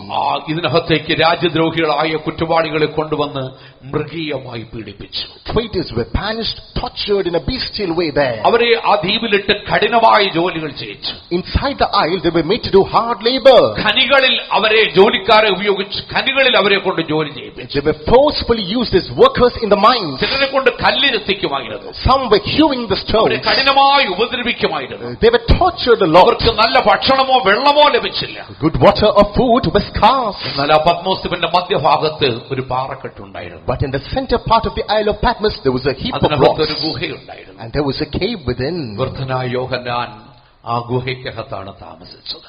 Old John is decrepitude, spent the days within the cave. അതിനെ യോഹന്നാന്റെ ഗുഹ എന്നാണ് വിളിക്കുന്നത്. That is called as the cave of John today. UNESCO അതിനെ ലോക പൈതൃക കേന്ദ്രമായിട്ട് പ്രഖ്യാപിച്ചു. UNESCO has labeled this World Heritage Center. 17ാം നൂറ്റാണ്ടിൽ അതൊരു തീർത്ഥാടന കേന്ദ്രമായിട്ട് മാറ്റപ്പെട്ടു. 17th century, it got converted to a pilgrim center. അനേക ക്രൈസ്തവർ അവിടെ പോയി യോഹന്നാന്റെ ഗുഹ കാണുവാനിടയായി തീരുകയുണ്ടായി. A lot of Christian tourists visited to that cave of John. യോഹന്നാൻ തലചായ്ച്ച് കിടന്നു എന്ന് പറയുന്ന ഒരു ഭാഗം ആ ഗുഹയ്ക്കകത്തുണ്ട്. There is one particular place where John laid his head and rested. തീർത്ഥാടകർ അവിടെ പോയി പ്രാർത്ഥിക്കുന്ന പതിവ് ഇന്നുമുണ്ട്. The pilgrims even today visit there and pray. എന്നാൽ ഡൊമീഷ്യൻ ചക്രവർത്തിയുടെ കാലഘട്ടത്തിന് ശേഷം, But after the days of Domitian, AD 96-98 കാലഘട്ടത്തിലെ around AD 96 and ഏതാണ്ട് 98, 16 മാസം നോർവേ എന്ന വൃദ്ധനായ ഒരു ചക്രവർത്തി റോമിനെ ഭരിച്ചു. around 16 months old, Norway ascended the throne of വളരെ Rome. ധർമ്മിഷ്ഠനും നീതിമാനുമായിരുന്ന ഒരു ചക്രവർത്തിയായിരുന്നു Norway. He was very sincere and he was a just താൻ ruler. അധികാരമേറ്റപ്പോൾ ആദ്യമായി നടത്തിയ ഡിക്ലറേഷൻ എന്ന് പറഞ്ഞിരിക്കുന്നത്, His first declaration on the throne പത്മോസിൽ was, നിന്ന് പത്മോസിലേക്ക് നാട് കടത്തിയ എല്ലാ പരാജിതരെയും തിരിച്ചു കൊണ്ടുവരുവാൻ താൻ കൽപ്പന പുറപ്പെടുവിച്ചു. all the prisoners who were exiled to the Isle of Patmos, fetch them back. അങ്ങനെ AD 96 യോഹന്നാൻ അപ്പോസ്തലൻ പത്മോസ് ദ്വീപിൽ നിന്നും എഫെസോസിലേക്ക് മടങ്ങി വന്നു. Thus, in AD 96, St. John returned from Patmos to Ephesus. ചില കാലം എഫെസോസ് സഭയുടെ ശുശ്രൂഷകനായി കർത്താവിന്റെ മഹത്വമേറിയ ശുശ്രൂഷ താൻ ചെയ്തു. Some days he did the glorious ministry of God in the church of Ephesus. പോളികാർപ്പിനെയും ഇഗ്നേഷ്യസിനെയും തന്റെ ശിഷ്യന്മാരായി താൻ വളർത്തിയെടുത്തു. He reared up Polycarp and Ignatius as his disciples. അതിനുശേഷം 100ാമത്തെ വയസ്സിൽ Thereafter, at the age of 100, താൻ പ്രിയം വെച്ച കർത്താവിന്റെ അരികിലേക്ക് ചേർക്കപ്പെടുവാനിടയായി തീർന്നു. he got gathered to the presence of the Lord whom he dearly loved. യേശുവിന്റെ അപ്പോസ്തലന്മാരിൽ സ്വാഭാവിക മരണം വരിച്ച ഒരേ ഒരു അപ്പോസ്തലൻ വിശുദ്ധ യോഹന്നാൻ. Just one apostle who died a natural death in the list വെളിപ്പാട് of പുസ്തകം Jesus. 1-ാം അധ്യായം 10-ാം വാക്യത്തിലേക്ക് വരുമ്പോൾ, Revelation chapter 1, the 10th verse. ശസ്ത്രദിവസത്തിൽ ഞാൻ ആത്മവ്യവസ്ഥനായി എന്ന പരാമർശത്തോടെയാണ് വെളിപ്പാട് പുസ്തകത്തിലെ പ്രവചനങ്ങൾ ആരംഭിക്കുന്നത്. The prophecies in the book of Revelation unroll with the statement, I was in the Spirit on the Lord's day. വെളിപ്പാട് പുസ്തകം 1-ാം അധ്യായത്തിന്റെ 10-ാം വാക്യം നമുക്ക് വായിച്ചു നോക്കാം. Revelation chapter 1, the 10th verse. കർത്തൃ ദിവസത്തിൽ ഞാൻ ആത്മവിവശനായി. അവിടെ യോഹന്നാൻ പറയുന്നു, കർത്തൃ ദിവസത്തിൽ ഞാൻ ആത്മവിവശനായി. John says, I was in the Spirit on the Lord's day. കർത്തൃ ദിവസം എന്ന് വെച്ചാൽ നമ്മുടെ കർത്താവിന്റെ ദിവസം എന്നാകുന്നതിനർത്ഥം. Lord's day means the day of our Lord. അതാണ് ആഴ്ചവട്ടത്തിന്റെ 1-ാം ദിവസമായ ഞായറാഴ്ച. That is Sunday, the first day of the week. എന്താണ് ആഴ്ചവട്ടത്തിന്റെ 1-ാമത്തെ ദിവസമായ കർത്താവിന്റെ ദിവസത്തിന്റെ പ്രത്യേകത? What is the speciality of the first day of the week? യേശു മരണത്തെ വിട്ട് ഉയർത്തെഴുന്നേറ്റ ദിവസമാണ് ആഴ്ചവട്ടത്തിന്റെ 1-ാം ദിവസം. The day Jesus rose from the dead is the first day of the week. ശിഷ്യന്മാർ അപ്പം നുറുക്കിക്കൊണ്ടിരിക്കുമ്പോൾ അവിടെ നടുവിൽ യേശു പ്രത്യക്ഷപ്പെട്ട ദിവസമാണ് ആഴ്ചവട്ടത്തിന്റെ 1-ാമത്തെ ദിവസം. The very day when the disciples were breaking the bread, Jesus made his visitation, the first day of the week. പരിശുദ്ധാത്മാവ് ഭൂമിയിൽ വന്ന ദൈവത്തിന്റെ സഭ സ്ഥാപിക്കപ്പെട്ട ദിവസമാണ് ആഴ്ചവട്ടത്തിന്റെ 1-ാം ദിവസം. The day the Holy Spirit alighted, the church was culminated. Oh, the day of the Lord. ദൈവമക്കൾ കൂടി വന്ന് അപ്പം നുറുക്കുകയും പ്രാർത്ഥിക്കുകയും ആരാധിക്കുകയും വിശുദ്ധ സഭായോഗം കൂടുകയും ചെയ്ത ദിവസമാണ് ആഴ്ചവട്ടത്തിന്റെ 1-ാം ദിവസം. The saints of the first century gathered, broke the bread, worshipped and praised the Lord God, that is the first day of the week. ലോകമെമ്പാടുമുള്ള ക്രൈസ്തവർ, Christians all around the globe, വീണ്ടെടുക്കപ്പെട്ട ദൈവമക്കൾ, obedient children of God, കർത്തൃ ദിവസത്തിൽ on the Lord's our day, കൂടി വന്ന് ആരാധിക്കുകയും they gather, worship. അപ്പം നുറുക്കുകയും ചെയ്തപ്പോൾ When they broke the bread, വിശുദ്ധ യോഹന്നാൻ അപ്പോസ്തലൻ Saint John, അങ്ങകലെ ഈജിയൻ സമുദ്രത്തിന്റെ നടുവിലെ far away in the ocean of Egypt, Patmos ദ്വീപിലേഖനായിരുന്ന് പ്രാർത്ഥിക്കുവാൻ തുടങ്ങി. all alone he began to pray in the Isle of Patmos.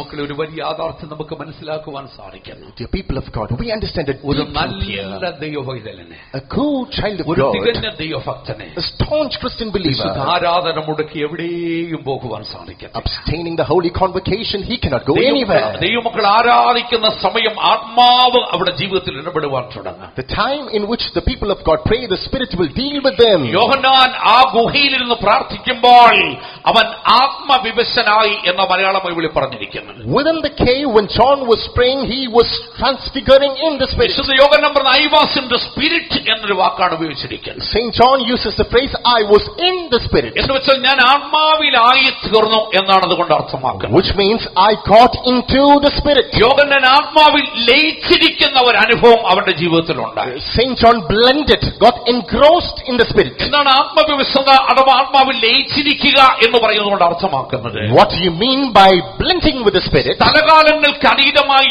ആത്മാവിൽ നിറയപ്പെട്ട് മറ്റൊരു നിലയിലേക്ക് ഉയർത്തപ്പെടുന്ന അവസ്ഥയാണ്. Transcending the constrainment of time and space, soaring to another experience. തന്റെ ചിന്തകളും ഇച്ഛകളും വികാരങ്ങളും ദൈവത്തിൽ ലയിച്ചു ചേരുവാനിടയായിട്ട് His thoughts, emotions, feelings, everything collaborating with God. കർത്താവിന്റെ ദിവസത്തിൽ യോഹന്നാൻ ആത്മാവിലായി തീർന്നു. On the Lord's day, John was in the Spirit. സ്വർഗീയ അനുഭവത്തിലേക്ക് താൻ കടന്നു വരികയുണ്ട്. He was soaring to a divine spiritual experience. ആത്മാവും തന്റെ മനസ്സും തന്റെ ചിന്തകളും മുഴുവനും ദൈവത്തിൽ ലയിച്ചു ചേർന്നു. His spirit, his thoughts, everything is blending with God. ആ അവസ്ഥയിൽ യോഹന്നാന് 4 ആത്മവിവശതകൾ ഉണ്ടാകുന്നതായി വെളിപ്പാട് പുസ്തകം പഠിക്കുമ്പോൾ നമുക്ക് കാണുവാൻ സാധിക്കും. Book of Revelation teaches us that in that state John was in the Spirit 4 times. ഈ 4 ആത്മവിവശതകളിലായിട്ടാണ് 50ഓളം ദർശനങ്ങൾ യോഹന്നാൻ പ്രാപിക്കുന്നത്. Being in the Spirit 4 times, 50 times he sees visions. വെളിപ്പാട് പുസ്തകം 1-ാം അധ്യായം 10-ാം വാക്യത്തിലേക്ക് വരുമ്പോൾ Turn to Revelation chapter 1, the 10th verse. വിശുദ്ധ യോഹന്നാന്റെ 1-ാമത്തെ ആത്മവിവശത നമുക്ക് അവിടെ കാണുവാൻ സാധിക്കും. We behold the first instance John was in the Spirit. ആ ആത്മവിവശതയിൽ അവർ തേജസ്കരിക്കപ്പെട്ടവനായ ക്രിസ്തുവിന്റെ ദർശനം കണ്ടു. That time he saw the vision of Christ, the glorified. ആ കർത്താവ് തനിക്ക് പ്രത്യക്ഷപ്പെട്ടിട്ട് തുർക്കിയിലെ 7 സഭകൾ കഴിക്കുവാനുള്ള ആലോചന അവനെ ഏൽപ്പിക്കുകയാണ് ചെയ്യുന്നത്. That Lord manifested before him, gave him the counsel to expose to the 7 churches in Turkey. വെളിപ്പാട് പുസ്തകം 4-ാം അധ്യായം 2-ാം വാക്യത്തിലേക്ക് വരുമ്പോൾ Revelation chapter 4, the 2nd verse. അവിടെ യോഹന്നാന്റെ 2-ാമത്തെ ആത്മവിവശത നമുക്ക് കാണുവാൻ സാധിക്കും. For the second time, John goes in the Spirit. ആ ആത്മവിവശതയിൽ ദൈവം അവനെ ഇപ്രകാരം വിളിക്കുകയാണ്. There in the Spirit, God is bidding him so. ഇവിടെ കയറി വരിക, മേലാൽ സംഭവിക്കാനുള്ളത് ഞാൻ നിനക്ക് കാണിച്ചു തരാം. Come up hither, I'll show you the things that shall come to pass. പെട്ടെന്ന് സ്വർഗം തുറന്നിരിക്കുന്ന ഒരു ദർശനം താൻ കണ്ടു. Suddenly he beheld the vision of heaven opened. സ്വർഗത്തിൽ ഒരു സിംഹാസനം വെച്ചിരിക്കുന്നത് യോഹന്നാൻ കണ്ടു. A throne is placed in heaven. ആ സിംഹാസനത്തിൽ ഒരുത്തനിരിക്കുന്നു. One sits on the throne. അവൻ കാഴ്ചയ്ക്ക് സൂര്യകാന്തത്തോടും പത്മരാഗത്തോടും സദൃശൻ. For the sight he is like jasper and satin. അവൻ മേലാൽ സംഭവിക്കാനുള്ള എല്ലാ കാര്യങ്ങളും 2-ാമത്തെ ആത്മവിശുദ്ധിയിൽ യോഹന്നാന് വെളിപ്പെടുത്തി കൊടുത്തു. All the secrets yet to pass, he is revealing in the Spirit to John. വെളിപ്പാട് പുസ്തകം 17-ാം അധ്യായം 2-ാം വാക്യത്തിലേക്ക് വരുമ്പോൾ In Revelation 17:2, യോഹന്നാന്റെ 3-ാമത്തെ ആത്മവിശുദ്ധ നമുക്ക് ഇവിടെ കാണുവാൻ സാധിക്കും. third time John lands in the Spirit. അത് വീണുപോയ സഭ മർമ്മം മഗദിയാം ബാബിലോണിന്റെ രഹസ്യം യോഹന്നാന് വെളിപ്പെടുത്തി കൊടുക്കുകയാണ്. The mystery of the fallen church or mystery of Babylon the Great is revealed. വെളിപ്പാട് പുസ്തകം 21-ാം അധ്യായം 9-ാം വാക്യത്തിലേക്ക് വരുമ്പോൾ Revelation 21:9. 4-ാമത്തെ അവസാനത്തെ യോഹന്നാന്റെ ആത്മവിശുദ്ധ നമുക്ക് അവിടെ കാണുവാൻ സാധിക്കും. For the 4th and final time John is in the Spirit. ആത്മവിശുദ്ധിയിൽ പുതിയ യെരൂശലേം എന്ന വിശുദ്ധ നഗരം ഭർത്താവിനെ അലങ്കരിച്ചിരിക്കുന്ന ഒരു മണവാട്ടിയെ പോലെ സ്വർഗ്ഗത്തിൽ നിറങ്ങി വരുന്നത് ദൈവ യോഹന്നാനെ കാണിച്ചു കൊടുത്തു. God shewed unto John the holy city, New Jerusalem, descending out of heaven to earth like a bride adorned for the husband. 4-ാമത്തെ ആത്മവിശുദ്ധിയിൽ യോഹന്നാൻ നിത്യതയുടെ ദർശനം പ്രാപിച്ചു. 4th time in the Spirit John obtained the vision of eternity. 1-ാമത്തെ ആത്മവിശുദ്ധിയിൽ First time in the Spirit, തേജസ്കരിക്കപ്പെട്ടവനായി ക്രിസ്തുവിന്റെ ദർശനം യോഹന്നാൻ പ്രാപിച്ചു കഴിഞ്ഞപ്പോൾ once John had the vision of Christ the glorified, തേജസ്കരിക്കപ്പെട്ട കർത്താവ് ഇതെല്ലാം കാണിച്ചിട്ട് യോഹന്നാനോട് പറയുകയാണ്. Lord, who was glorified, after disclosing everything, tells John. 19 വാക്യത്തിൽ അതാണ് നമ്മൾ കുറിവാക്യമായിട്ട് വായിച്ചത്. That's the key verse we read in verse number 19. യോഹന്നാനെ നീ കണ്ടതും John, what you saw, ഇപ്പോഴുള്ളതും what are, ഇനി മേലാൽ സംഭവിക്കാനുള്ളതും what will be, നീ എഴുതുക എന്നവനോട് പറഞ്ഞു. write it down. വെളിപ്പാട് പുസ്തകത്തിന്റെ സാരാംശം ഇതാകുന്നു. This is the whole summary meaning of the book of Revelation. വെളിപ്പാട് പുസ്തകം 1 മുതൽ 22 വരെയുള്ള അധ്യായങ്ങളെ നമ്മൾ പഠിച്ചാൽ Chapters 1 to 22 of the book of അതിനെ Revelation, മൂന്നായി തിരിച്ച് നമുക്ക് പഠിക്കുവാൻ സാധിക്കും. we can categorize it into three. ഒന്ന്, നീ കണ്ടത്. First, what you saw. രണ്ട്, ഇപ്പോഴുള്ളത്. Second, things that are. മൂന്ന്, മേലാൽ സംഭവിക്കാനുള്ള കാര്യങ്ങൾ. Third, things that shall be in the future. ഈ മൂന്ന് കാര്യങ്ങളാണ് വെളിപ്പാട് പുസ്തകത്തിൽ നമുക്ക് കാണുവാൻ സാധിക്കുന്നത്. Three things we learn in the book of Revelation. ഇന്ന് ഈ പ്രാരംഭ ദിവസമായി നീ കണ്ടത് എന്ന ഭാഗത്തേക്ക് നമ്മുടെ ചിന്തയെ കൊണ്ടുപോകാം. First day we will cover what you saw. ദൈവം അനുവദിക്കുന്നെങ്കിൽ ഇപ്പോഴുള്ളതും മേലാൽ സംഭവിക്കാനുള്ളതും അടുത്ത ദിവസങ്ങളിൽ നമുക്ക് ചിന്തിക്കാം. God willing, what is and what shall be will cover next 2 days. വെളിപ്പാട് പുസ്തകം 1-ാം അധ്യായം 13 മുതൽ 18 വരെയുള്ള വാക്യങ്ങളിലേക്ക് നമ്മൾ കടന്നു വരുമ്പോൾ Book of Revelation chapter 1 verses 13 to 18. നമ്മുടെ യോഹന്നാൻ കണ്ടത് എന്താണെന്ന് നമുക്ക് അവിടെ കാണുവാൻ സാധിക്കും. We see what John saw. അവർ തേജസ്കരിക്കപ്പെട്ടവനായ ക്രിസ്തുവിനെ കാണുകയാണ്. He saw Christ the glorified. അതിന്റെ 16 വരെയുള്ള വാക്യങ്ങൾ നമ്മൾ വായിച്ചാൽ Verses 16 onwards, ആ തേജസ്കരിക്കപ്പെട്ടവനായ ക്രിസ്തുവിന്റെ ദർശനത്തിൽ that vision of Christ the glorified, 10 കാര്യങ്ങൾ നമുക്ക് അവിടെ കാണുവാനായിട്ട് സാധിക്കും. 10 things are unveiled. 13 മുതൽ 16 വരെയുള്ള വാക്യങ്ങൾ വായിച്ചാൽ 13 to 16. തിരിഞ്ഞപ്പോൾ 7 പൊൻ നിലവിളക്കുകളെയും നിലവിളക്കുകളുടെ നടുവിൽ നിലയങ്കി ധരിച്ച് മാറത്ത് പൊൻകച്ച കെട്ടിയവനായും മനുഷ്യപുത്രനോട് സദൃശനായവനെയും കണ്ടു. അവന്റെ തലയും തലമുടിയും വെളുത്ത പഞ്ഞി പോലെ ഹിമത്തോളം വെള്ളയും, കണ്ണ് അഗ്നിജ്വാലയ്ക്ക് ഒത്തതും, കാൽ ഉലയിൽ ചുട്ടുപൊഴിപ്പിച്ച വെള്ളോട്ടിന് സദൃശവും, അവന്റെ ശബ്ദം പെരുവെള്ളത്തിന്റെ ഇരച്ചിൽ പോലെയുമായിരുന്നു. അവന്റെ വലം കൈയിൽ 7 നക്ഷത്രമുണ്ട്. അവന്റെ വായിൽ നിന്ന് മൂർച്ചയേറിയ ഇരുവായ്ത്തിലുള്ള വാൾ പുറപ്പെടുന്നു.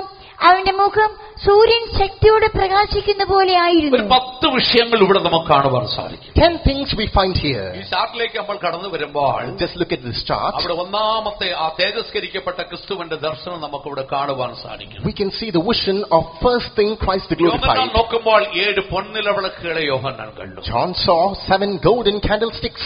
രണ്ട്, അതിന്റെ നടുവിൽ നിലയങ്കി ധരിച്ച്, Secondly, with a raiment to the foot, മാറിൽ പൊൻകച്ച കെട്ടിയ മനുഷ്യപുത്രനോട് സദൃശനായി ഒരുത്തനെയും കണ്ടു. he saw one just like the Son of Man with a golden breastplate. അടുത്തതായി പറയുന്ന അവന്റെ തലയും തലമുടിയും വെളുത്ത് ഹിമത്തോളം വെണ്മയായിരിക്കും. Next, his head and his hairs were white as wool. അവന്റെ കണ്ണുകൾ അഗ്നിജ്വാല പോലെ ജ്വലിക്കുന്നു. His eyes were as flames of fire. അവന്റെ കാലുകൾ ഉലയിൽ ചുട്ടുപടിപ്പിച്ച വെള്ളോട് പോലെ തിളങ്ങിക്കൊണ്ടിരിക്കുന്നു. His feet like brass burned in furnace. അവന്റെ ശബ്ദം പെരുവെള്ളത്തിന്റെ ഇരച്ചിൽ പോലെ. His voice thundered like waters. വീണ്ടും യോഹന്നാൻ നോക്കുമ്പോൾ അവന്റെ വലങ്കയിൽ 7 നക്ഷത്രങ്ങളിരിക്കും. John further saw 7 stars in his hand. അവന്റെ വായിൽ നിന്ന് ഇരുവായുത്തലയുള്ള ഒരു മൂർച്ചയേറിയ വാൾ പുറപ്പെടുന്നു. A sharp two-edged sword proceeds from his mouth. യോഹന്നാൻ നോക്കുമ്പോൾ അവന്റെ മുഖം സൂര്യൻ ശക്തിയോടെ പ്രകാശിക്കുന്നത്. John saw his countenance blazing like the sun.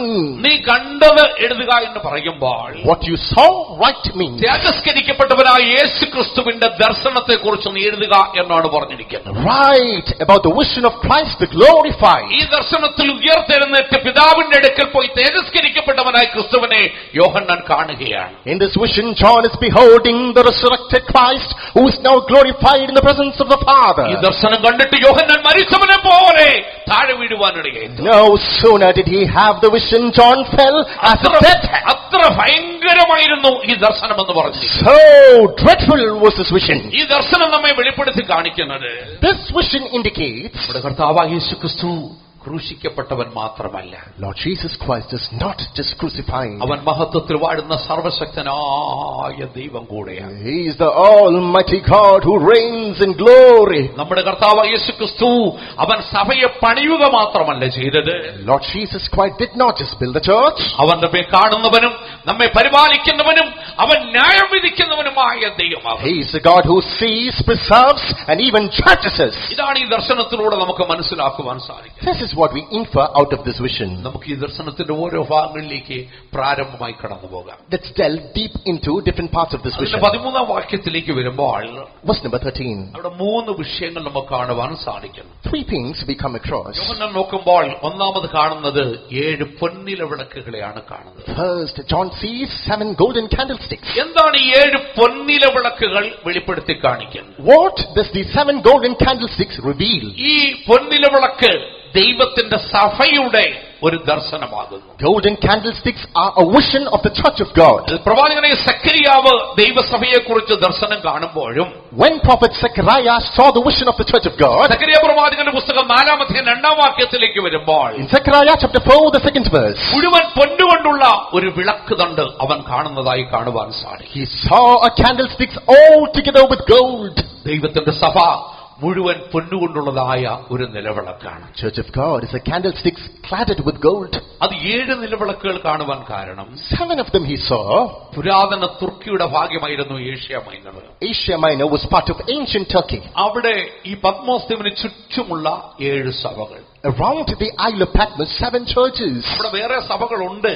Other churches were there. പക്ഷേ ഏഷ്യ മൈനറിൽ ഈ പത്മോസ് ദ്വീപിന് ചുറ്റുമുള്ള 7 സഭകൾക്കാണ് ദൈവത്തിന്റെ ആലോചന എഴുതി അയക്കുവാൻ പറഞ്ഞത്. But in Asia Minor, the 7 churches around the Isle of Patmos, God directed him to send this counsel. എന്തുകൊണ്ടാണ് കർത്താവ് 7 സഭകളെ തെരഞ്ഞെടുക്കുവാൻ കാരണം? Why did the Lord elect 7 churches? ഞാൻ നേരത്തെ സൂചിപ്പിച്ചു 7 എന്ന് പറയുന്നത് the number of perfection ആണ്. Already I mentioned 7, a figure of perfection. അത് പൂർണ്ണതയുടെ സംഖ്യയാണ്. That's a numerical of perfection. 7 സഭകൾ എന്ന് പറയുമ്പോൾ അത് മുഴു ലോകത്തിലുമുള്ള ദൈവത്തിന്റെ സഭയാണ് വെളിപ്പെടുത്തി കാണിച്ചത്. 7 churches expose the church of God in 7 continents. ദൈവത്തിന്റെ സഭയെ ഒരു നിലവിളക്കിനോട് നമുക്ക് സാദൃശ്യപ്പെടുത്തി പഠിക്കുവാൻ സാധിക്കും. The church of God can be compared and studied to a candlestick. എന്താണ് നിലവിളക്കിന്റെ പ്രത്യേകത എന്ന് പറയുന്നത്?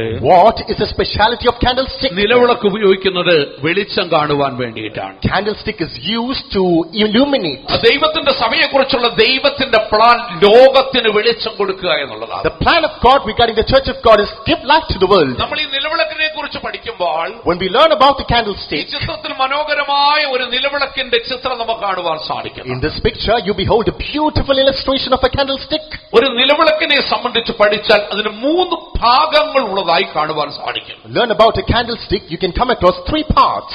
പുറപ്പാട് 25-ാം അധ്യായത്തിന് 31 മുതൽ വായിക്കുമ്പോൾ In Exodus 25 verses 31 onwards, 31, 32 വാക്യങ്ങളിൽ സമാഗമന കൂടാരത്തിൽ ഉണ്ടായിരുന്ന പൊന്നിലവിളക്കിനെ കുറിച്ച് കാണുവാൻ സാധിക്കും. verses 31 and 32 describes about the golden candlestick within the holy sanctuary. ഈ പൊന്നിലവിളക്കിന് 3 ഭാഗങ്ങളുണ്ട്. 3 parts are there for this golden candlestick. ഒന്നാമതിനൊരു തങ്കച്ചുവടുണ്ട്. First one, there is a pure gold base. 2, അതിനൊരു നടുത്തുണ്ടുണ്ട്. Second, there is a stem or shaft. 3, അതിന് ശിഖരങ്ങളുണ്ട്.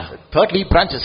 7 ദീപങ്ങൾ മുന്നോട്ട് പ്രകാശം കൊടുത്തുകൊണ്ടിരിക്കും. 7 lamps are bringing forth light. ദൈവത്തിന്റെ സഭയുടെ കെട്ടുപണിയും നിലവിളക്ക് പോലെ തന്നെയാണ്. The construction of the church of God is just like a candlestick. ശിഖരങ്ങൾ നടുത്തണ്ടിനോട് ബന്ധിച്ചിരിക്കുന്നു. Branches are bound to the stem. നടുത്തണ്ട് ചുവടിനോട് ബന്ധിച്ചിരിക്കുന്നു. Stem is connected to the base. ചുവടെന്ന് പറയുമ്പോൾ This base അത് നമ്മുടെ കർത്താവായ യേശു ക്രിസ്തുവിനെ വെളിപ്പെടുത്തി കാണിക്കും. that reveals Lord Jesus Christ. ആ ചുവടിലാണ് ഈ നിലവിളക്ക് നിൽക്കുന്നത്. In the root the candlestick endures. ഈ നടുത്തണ്ടെന്ന് പറയുമ്പോൾ The stem or the അത് shaft, കർത്താവിന്റെ ശുശ്രൂഷകർ അപ്പോസ്തലന്മാരെ വെളിപ്പെടുത്തി കാണിക്കും. that shows the apostles or the ministers of ഈ Christ. ശിഖരങ്ങൾ എന്ന് പറയുമ്പോൾ അത് വീണ്ടെടുക്കപ്പെട്ട ദൈവത്തിന്റെ ജനത്തെ വെളിപ്പെടുത്തി കാണിക്കും. Branches reveal the redeemed children of God. അപ്പോൾ വീണ്ടെടുക്കപ്പെട്ട ദൈവമക്കളും Redeemed children of God, കർത്താവിന്റെ ശുശ്രൂഷകരും ചേർന്ന് ministers of God together, തങ്കച്ചുവടായി ക്രിസ്തുവിനോട് ചേർത്ത് പണിയപ്പെടുമ്പോൾ നമ്മൾ ദൈവത്തിന്റെ സഭയായി മാറ്റപ്പെടുന്നു. they built together with the golden candlestick base Christ, we became a perfect church. 2-ാം അധ്യായത്തിൽ 20-ാം വാക്യത്തിലേക്ക് വരുമ്പോൾ In Ephesians chapter 2, the 20th verse,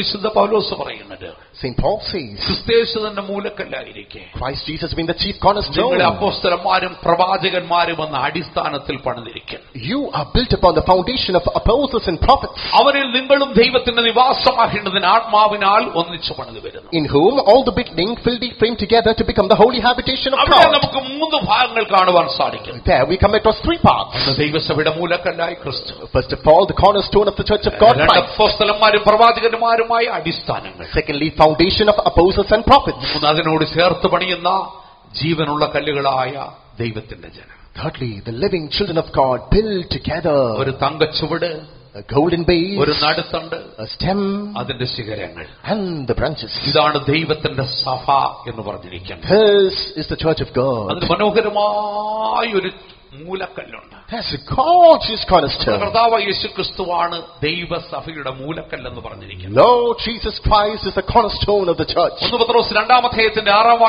വരുമ്പോൾ In 1 Peter chapter 2, the 6th verse, നമ്മുടെ വിശുദ്ധ പത്രോസ് പ്രകാരം പറയും, Saint Peter is saying so. ഞാൻ ശ്രേഷ്ഠവും മാന്യവുമായൊരു മൂലക്കല്ല് സിയോനിലിടുന്നു. Behold, I lay in Zion a chief cornerstone, elect and precious. വിശ്വസിക്കുന്നവൻ ലജ്ജിച്ചു പോകത്തില്ല. He that believes shall not be condemned. ദൈവസഭയുടെ മൂലക്കല്ല് സിയോനിലാണ് ഇട്ടിരിക്കുന്നത്. The cornerstone of the church of God is laid in Zion. ദൈവസഭയുടെ പണി ആരംഭിക്കുന്നത് സിയോനിലാണ് പണി ആരംഭിക്കുന്നത്. The work of the church of God begins in Zion. ഈ ഉപദേശം നമ്മൾ പ്രസംഗിക്കുമ്പോൾ മറ്റുള്ളവർക്ക് അത് അംഗീകരിക്കുവാൻ സാധിക്കത്തില്ല. When we preach this doctrine, others are not able to conceive it. ദൈവം തന്റെ സഭയുടെ മൂലക്കല്ല് ഇട്ടിരിക്കുന്നത് സിയോനിലാകുന്നു. The cornerstone of the church of God is laid in Zion. സിയോനിലാണ് ദൈവസഭയുടെ പണി ആരംഭിച്ചിരിക്കുന്നത്. In Zion, the work of God is started. ഞാൻ ശ്രേഷ്ഠവും മാന്യവുമായൊരു മൂലക്കല്ല് സിയോനിലിട്ടിരിക്കുന്നു. I have laid a precious cornerstone in Zion. അവനിൽ വിശ്വസിക്കുന്നവൻ ഒരു നാളിൽ ലജ്ജിച്ചു പോകത്തില്ല. He that believes in him shall never be confounded. നമ്മുടെ കർത്താവായ യേശുക്രിസ്തു, Our Lord Jesus Christ, വിശുദ്ധ തിരുവെടുത്ത് പറയുന്നു, Holy Bible says, തന്റെ സ്വന്തം രക്തത്താൽ സമ്പാദിച്ച ദൈവത്തിന്റെ സഭ, the church of God that he won by his own blood, ഒരു പരിശുദ്ധ സഭയെ ഉരുവാക്കിയെടുക്കുവാൻ to form a holy church, കർത്താവ് കാൽവറിയിൽ തന്റെ സ്വന്തം രക്തം ഒരുക്കി. Christ ebbed his blood on the cross. ലേഖനം 5-ാം വാക്യത്തിലേക്ക് വരുമ്പോൾ Turn to Ephesians 5:26. വിശുദ്ധ പൗലോസ് പ്രകാരം പറയുകയാണ്, Saint Paul is saying so, ശുദ്ധയും നിഷ്കളങ്കയുമായ ഒരു സഭയെ ഉരുവാക്കിയെടുക്കുവാൻ, that he might present to him a glorious and holy church, കറയും കളങ്കവും ചുളുക്കവും ഇല്ലാത്തൊരു സഭയെ ഉരുവാക്കിയെടുക്കുവാൻ, to form a church without spot, wrinkle, any such thing. തന്നെത്താൻ തന്റെ ജീവനെ അവൾക്ക് വേണ്ടി ഏൽപ്പിച്ചു കൊടുത്തു. He gave himself his life for her. യേശു കാൽവറിയിൽ സ്വന്തം ജീവനെ ഏൽപ്പിച്ചു കൊടുത്ത് സമ്പാദിച്ച ദൈവത്തിന്റെ സഭ. Oh, the church of God for which Jesus laid his life and won it. അതുകൊണ്ടാണ് നമ്മൾ വായിക്കുന്നത്, ശ്രേഷ്ഠവും മാന്യവുമായൊരു കല്ല് സിയോനിലിട്ടിരിക്കുന്നു. That is why we read, an elect precious stone is laid in Zion. എന്താണ് ഈ കല്ലിന്റെ പ്രത്യേകത? What's the speciality of this stone? 3.5 വർഷം യേശു ലോകത്തിൽ ജീവിച്ചു. 33.5 years Christ lived on this earth. 3.5 വർഷം തന്റെ പരസ്യ ശുശ്രൂഷ താൻ നിവർത്തിക്കുകയുണ്ടായി. 3.5 years he completed his public ministry. 2-ാം വാക്യത്തിലേക്ക് വരുമ്പോൾ പത്രോസ് അവിടെ എഴുതിയിരിക്കുന്നു, In chapter 2, the 4th verse, Saint Peter ഈ writes, കല്ലിനൊരു പ്രത്യേകതയുണ്ട്. this stone is special. മനുഷ്യർ തള്ളിയതെങ്കിലും ദൈവസഭയിൽ ശ്രേഷ്ഠവും മാന്യവുമായ മൂലക്കല്ല്. Though disallowed by men, it is honorable, chosen, precious before God. അതിന്റെ 7-ാം വാക്യത്തിലേക്ക് വരുമ്പോൾ, Verse number 7, വീട് പണിയുന്നവർ തള്ളിക്കളഞ്ഞ കല്ല് തന്നെ മൂലക്കല്ലും ഇടച്ചക്കല്ലും തടങ്ങൽ പാറയുമായി മാറ്റപ്പെട്ടിരിക്കുന്നു. the stone which the builders of the house disallowed, that has become the precious stone. നമ്മുടെ കർത്താവ് എങ്ങനെ ദൈവസഭയുടെ മൂലക്കല്ലായി തീർന്നു? How did Lord Jesus Christ become the cornerstone of the അവൻ church? മനുഷ്യരാൽ നിന്ദിക്കപ്പെട്ടും ത്യജിക്കപ്പെട്ടും വ്യസനപാത്രമായും ദുഃഖം ശീലിച്ചവനുമായി കാണപ്പെട്ടു. He was despised, rejected by men, a man of sorrows. അവനെ കാണുന്നവരൊക്കെയും മുഖം മറച്ചു കളയത്തക്കവണ്ണം അവൻ നിന്ദിതനായിരുന്നു. He was despised that anyone who looks at him would turn their face away. അവൻ സ്വന്തമായതിലേക്ക് വന്ന സ്വന്തക്കാരോ അവനെ കൈക്കൊണ്ടില്ല. He came to his own, but his own didn't receive him. അവന്റെ സഹോദരന്മാരും അവനെ വിശ്വസിച്ചില്ല. Even his own brothers didn't believe in him. സകലരാലും തള്ളപ്പെട്ട കല്ലായിരുന്നു Yeshu. Oh, a stone rejected by all Christ. യഹൂദന്മാർക്ക് ഇടച്ചക്കല്ലും തടങ്ങൽക്കാറയുമായി, A stumbling block and a rock of offense for the Jews. പ്രിയ സഹോദരി സഹോദരന്മാരെ, Dear brothers and sisters, അവർ ആ കല്ലിനെ കൊണ്ടുപോയി ക്രൂശിച്ചു. they carried that stone and crucified അവനെ it. അടിച്ചു മുറിവേൽപ്പിച്ചു. They lacerated and they beat him. നമ്മുടെ കർത്താവിന്റെ ശിരസിൽ ഒരു മുൾക്കിരീടം വെച്ചു കൊടുത്തു. A thorny crown was braided on his brow. അവന്റെ തോളിൽ ഭാരമേറിയ ഒരു മരക്കുരിശ് അവൻ ഏൽപ്പിച്ചു കൊടുത്തു. A heavy tree cross was posed on his shoulders. അവന്റെ പുറത്ത് അവർ ചമ്മട്ടി കൊണ്ട് ആഞ്ഞടിച്ചു. They flogged and scourged him. നമ്മുടെ കർത്താവ് ഇതെല്ലാം സന്തോഷത്തോടെ സഹിച്ചു. Gleefully our Lord underwent everything. എന്തിനു വേണ്ടി? What for? ദൈവസഭയുടെ മൂലക്കല്ലായി തീരുവാൻ, To become the cornerstone of the നമ്മെ അവനോട് church. ചേർത്ത് പണിത് ഒരാത്മീയ ഗ്രഹമാക്കി നമ്മെ മാറ്റിയെടുത്തു. To build us along with him, to rear us up as a spiritual home. സിയോനിലെനിക്കായി മൂലക്കല്ലാകുവാൻ, സിയോനിലെനിക്കായി മൂലക്കല്ലാകുവാൻ, സിയോനിലെന്നെയും ചേർത്തു പണിയുവാൻ, സിയോനിലെന്നെയും ചേർത്തു പണിയുവാൻ, സ്വർഗീയ സാധനം വിലയും തീർച്ച, സ്വർഗീയ സാധനം വിലയും തീർച്ച, സ്വർഗീയ ശില്പിയാ യേശുവിൻ സ്നേഹ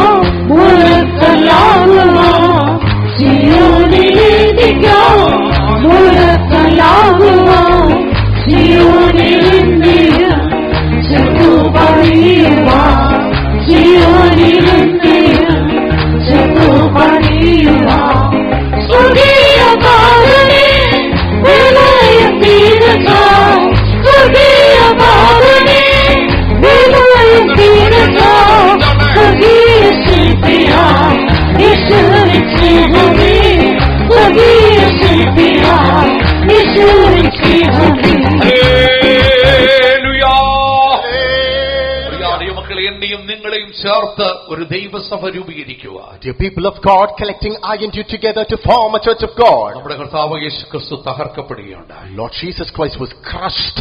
അങ്ങനെ പിതാവായ ദൈവം അവനെ മാനിച്ച് സിയോനിൽ മൂലക്കല്ലാക്കി തീർത്തു. And thus God the Father honored him, made him the cornerstone in ആ Zion. തങ്കച്ചുവടോട് ചേർന്ന് ഒരു നടുത്തണ്ട് കാണുവാൻ സാധിക്കും. Along with the golden base, there is a shaft or stem. ദൈവസഭയുടെ അടിസ്ഥാനമായ അപ്പോസ്തലന്മാരെയും പ്രവാചകന്മാരെയും വെളിപ്പെടുത്തി കാണിക്കുന്നു. That reveals the foundation of the church of God, apostles, prophets. ആദിമ നൂറ്റാണ്ടിലെ ദൈവത്തിന്റെ സഭ, The church of God in the first century. അത് അപ്പോസ്തോലികമായ സഭയായിരുന്നു. That was an apostolic church. പുസ്തകത്തിൽ 2-ാം അധ്യായത്തിന്റെ 42-ാം വാക്യം വായിക്കുമ്പോൾ Acts of the Apostles chapter 2 verse 42. അവർ അപ്പോസ്തലന്മാരുടെ ഉപദേശം കേട്ടു. They inclined to the apostolic അപ്പം doctrines, നുറുക്കി കൂട്ടായ്മ ആചരിച്ചും പ്രാർത്ഥന കഴിച്ചു. broke the bread, maintained fellowship with prayers. ഇന്ന് ദൈവത്തിന്റെ സഭയിൽ ദൈവത്താൽ നിയോഗിക്കപ്പെട്ട, തെരഞ്ഞെടുക്കപ്പെട്ട, അയക്കപ്പെട്ട ശുശ്രൂഷകരുണ്ട്.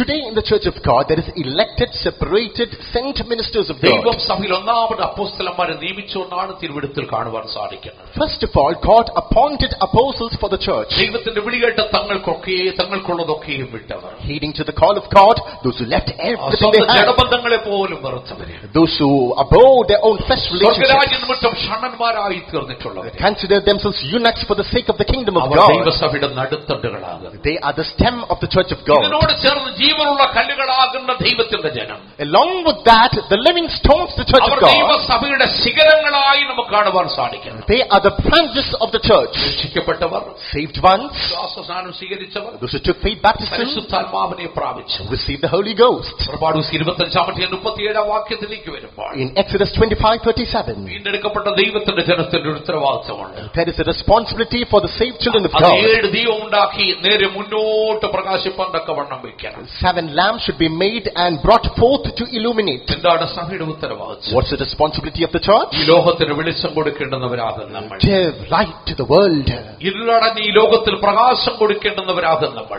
In this world, overwhelmed with darkness, we should give light. കർത്താവ് യേശുക്രിസ്തു ഞാൻ ലോകത്തിന്റെ വെളിച്ചമാകും. Jesus said, I am the light of the world. എന്നെ അനുഗമിക്കുന്നവൻ ഇരുളിൽ നടക്കാതെ ജീവന്റെ വെളിച്ചമുള്ളവരായി തീരും. He that follows me shall not walk in darkness but in light. യേശു പറഞ്ഞു നിങ്ങൾ ലോകത്തിന്റെ വെളിച്ചമാകും. Jesus said, you are the light of the world. അന്ധകാരത്തിൽ നിന്ന് അത്ഭുത പ്രകാശത്തിലേക്ക് വന്നവരാണ് ദൈവത്തിന്റെ ജനമെന്ന് പറയുന്നത്. The people of God are brought from darkness to marvelous light. ലോകത്തിന് വെളിച്ചം കൊടുക്കുന്നവരായി കാണപ്പെടണം. They should be the sources who give light to the world. അമേരിക്കയിലെ പ്രശസ്തമായ പട്ടണമാണ് Philadelphia. Philadelphia is a renowned city in US. ഒരു കാലത്ത് അതിന് ഇരുട്ടിന്റെ നഗരമെന്നാണ് വിളിച്ചിരുന്നത്. The time passed that was called the city of darkness. അവിടെ ഇലക്ട്രിസിറ്റി ഉണ്ടായിരുന്നില്ല. There was no electricity. രാത്രിയുടെ മറവിൽ സകല ദുഷ്പ്രവൃത്തികൾ നടന്നു. In the shroud of night, all the evil practices were കൊള്ളിവെപ്പ് there. നടന്നു. There was plunder and അവിടെ looting, ദുർനടപ്പുകൾ നടന്നു. fornication. പട്ടണം അശുദ്ധി കൊണ്ട് നിറയുവാനിടയിൽ. That became a defiled city. എന്നാൽ ആ പട്ടണത്തിൽ ഒരു ദൈവഭക്തൻ ജീവിച്ചിരുന്നു. But there was a man of God in the city. തന്റെ പേര് ബെഞ്ചമിൻ ഫ്രാങ്ക്ലിൻ എന്നാണ്. His name was Benjamin Franklin. Benjamin Franklin ഈ ഫിലഡൽഫിയ പട്ടണത്തിലെ അനീതി അശുദ്ധിയും കണ്ട്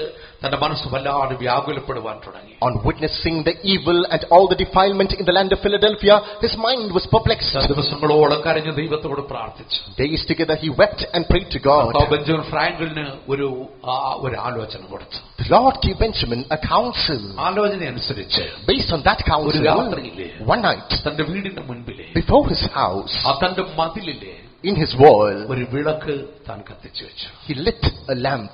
ഫിലഡൽഫിയ പട്ടണത്തിലെ ആദ്യത്തെ വിളക്ക്. The first lamp in the city of Philadelphia. ആദ്യമായി കത്തിച്ചു വെച്ച വിളക്ക്. The first lamp lit in darkness. ദൈവത്തിന്റെ ജനത്തിന്റെ ഉത്തരവാദിത്വമുണ്ട്. Responsibility for the children of നമ്മുടെ God. ലോകത്തിൽ ഇരുളടഞ്ഞ ലോകത്ത് വെളിച്ചം കൊടുക്കുന്നവരായിരിക്കും. In this dark world, we should give light. Benjamin Franklin ഈ വിളക്ക് കത്തിച്ചു വെച്ചപ്പോൾ എന്ത് സംഭവിച്ചു? When Benjamin Franklin illuminated the lamp, what ഈ happened? വിളക്ക് അയൽവാസികളൊക്കെ കണ്ടു. The neighbors saw this ആ lamp. പട്ടണത്തിലുള്ള അനേകർ കണ്ടു. Lot of the people in the city saw it. അവർക്കതൊരു പ്രചോദനമായി. For them, that was an inspiration. എല്ലാവരും രാത്രി അവിടെ വീടുകളിൽ വിളക്കുകൾ തെളിയിക്കുവാൻ തുടങ്ങി. Everyone in their homes lit lamps in the night. Philadelphia വെളിച്ചത്തിന്റെ നഗരമായി മാറ്റപ്പെട്ടു. Philadelphia got translated to a city of light. രാത്രിയുടെ മറവിലുള്ള അശുദ്ധി അനീതിയും അവിടെ വിട്ടുപോയി. The profane things in the darkness got illuminated. പ്രിയ സഹോദരി സഹോദരന്മാരെ, Dear brothers and sisters, നമുക്ക് ഒരു വലിയ ഉത്തരവാദിത്തമുണ്ട്.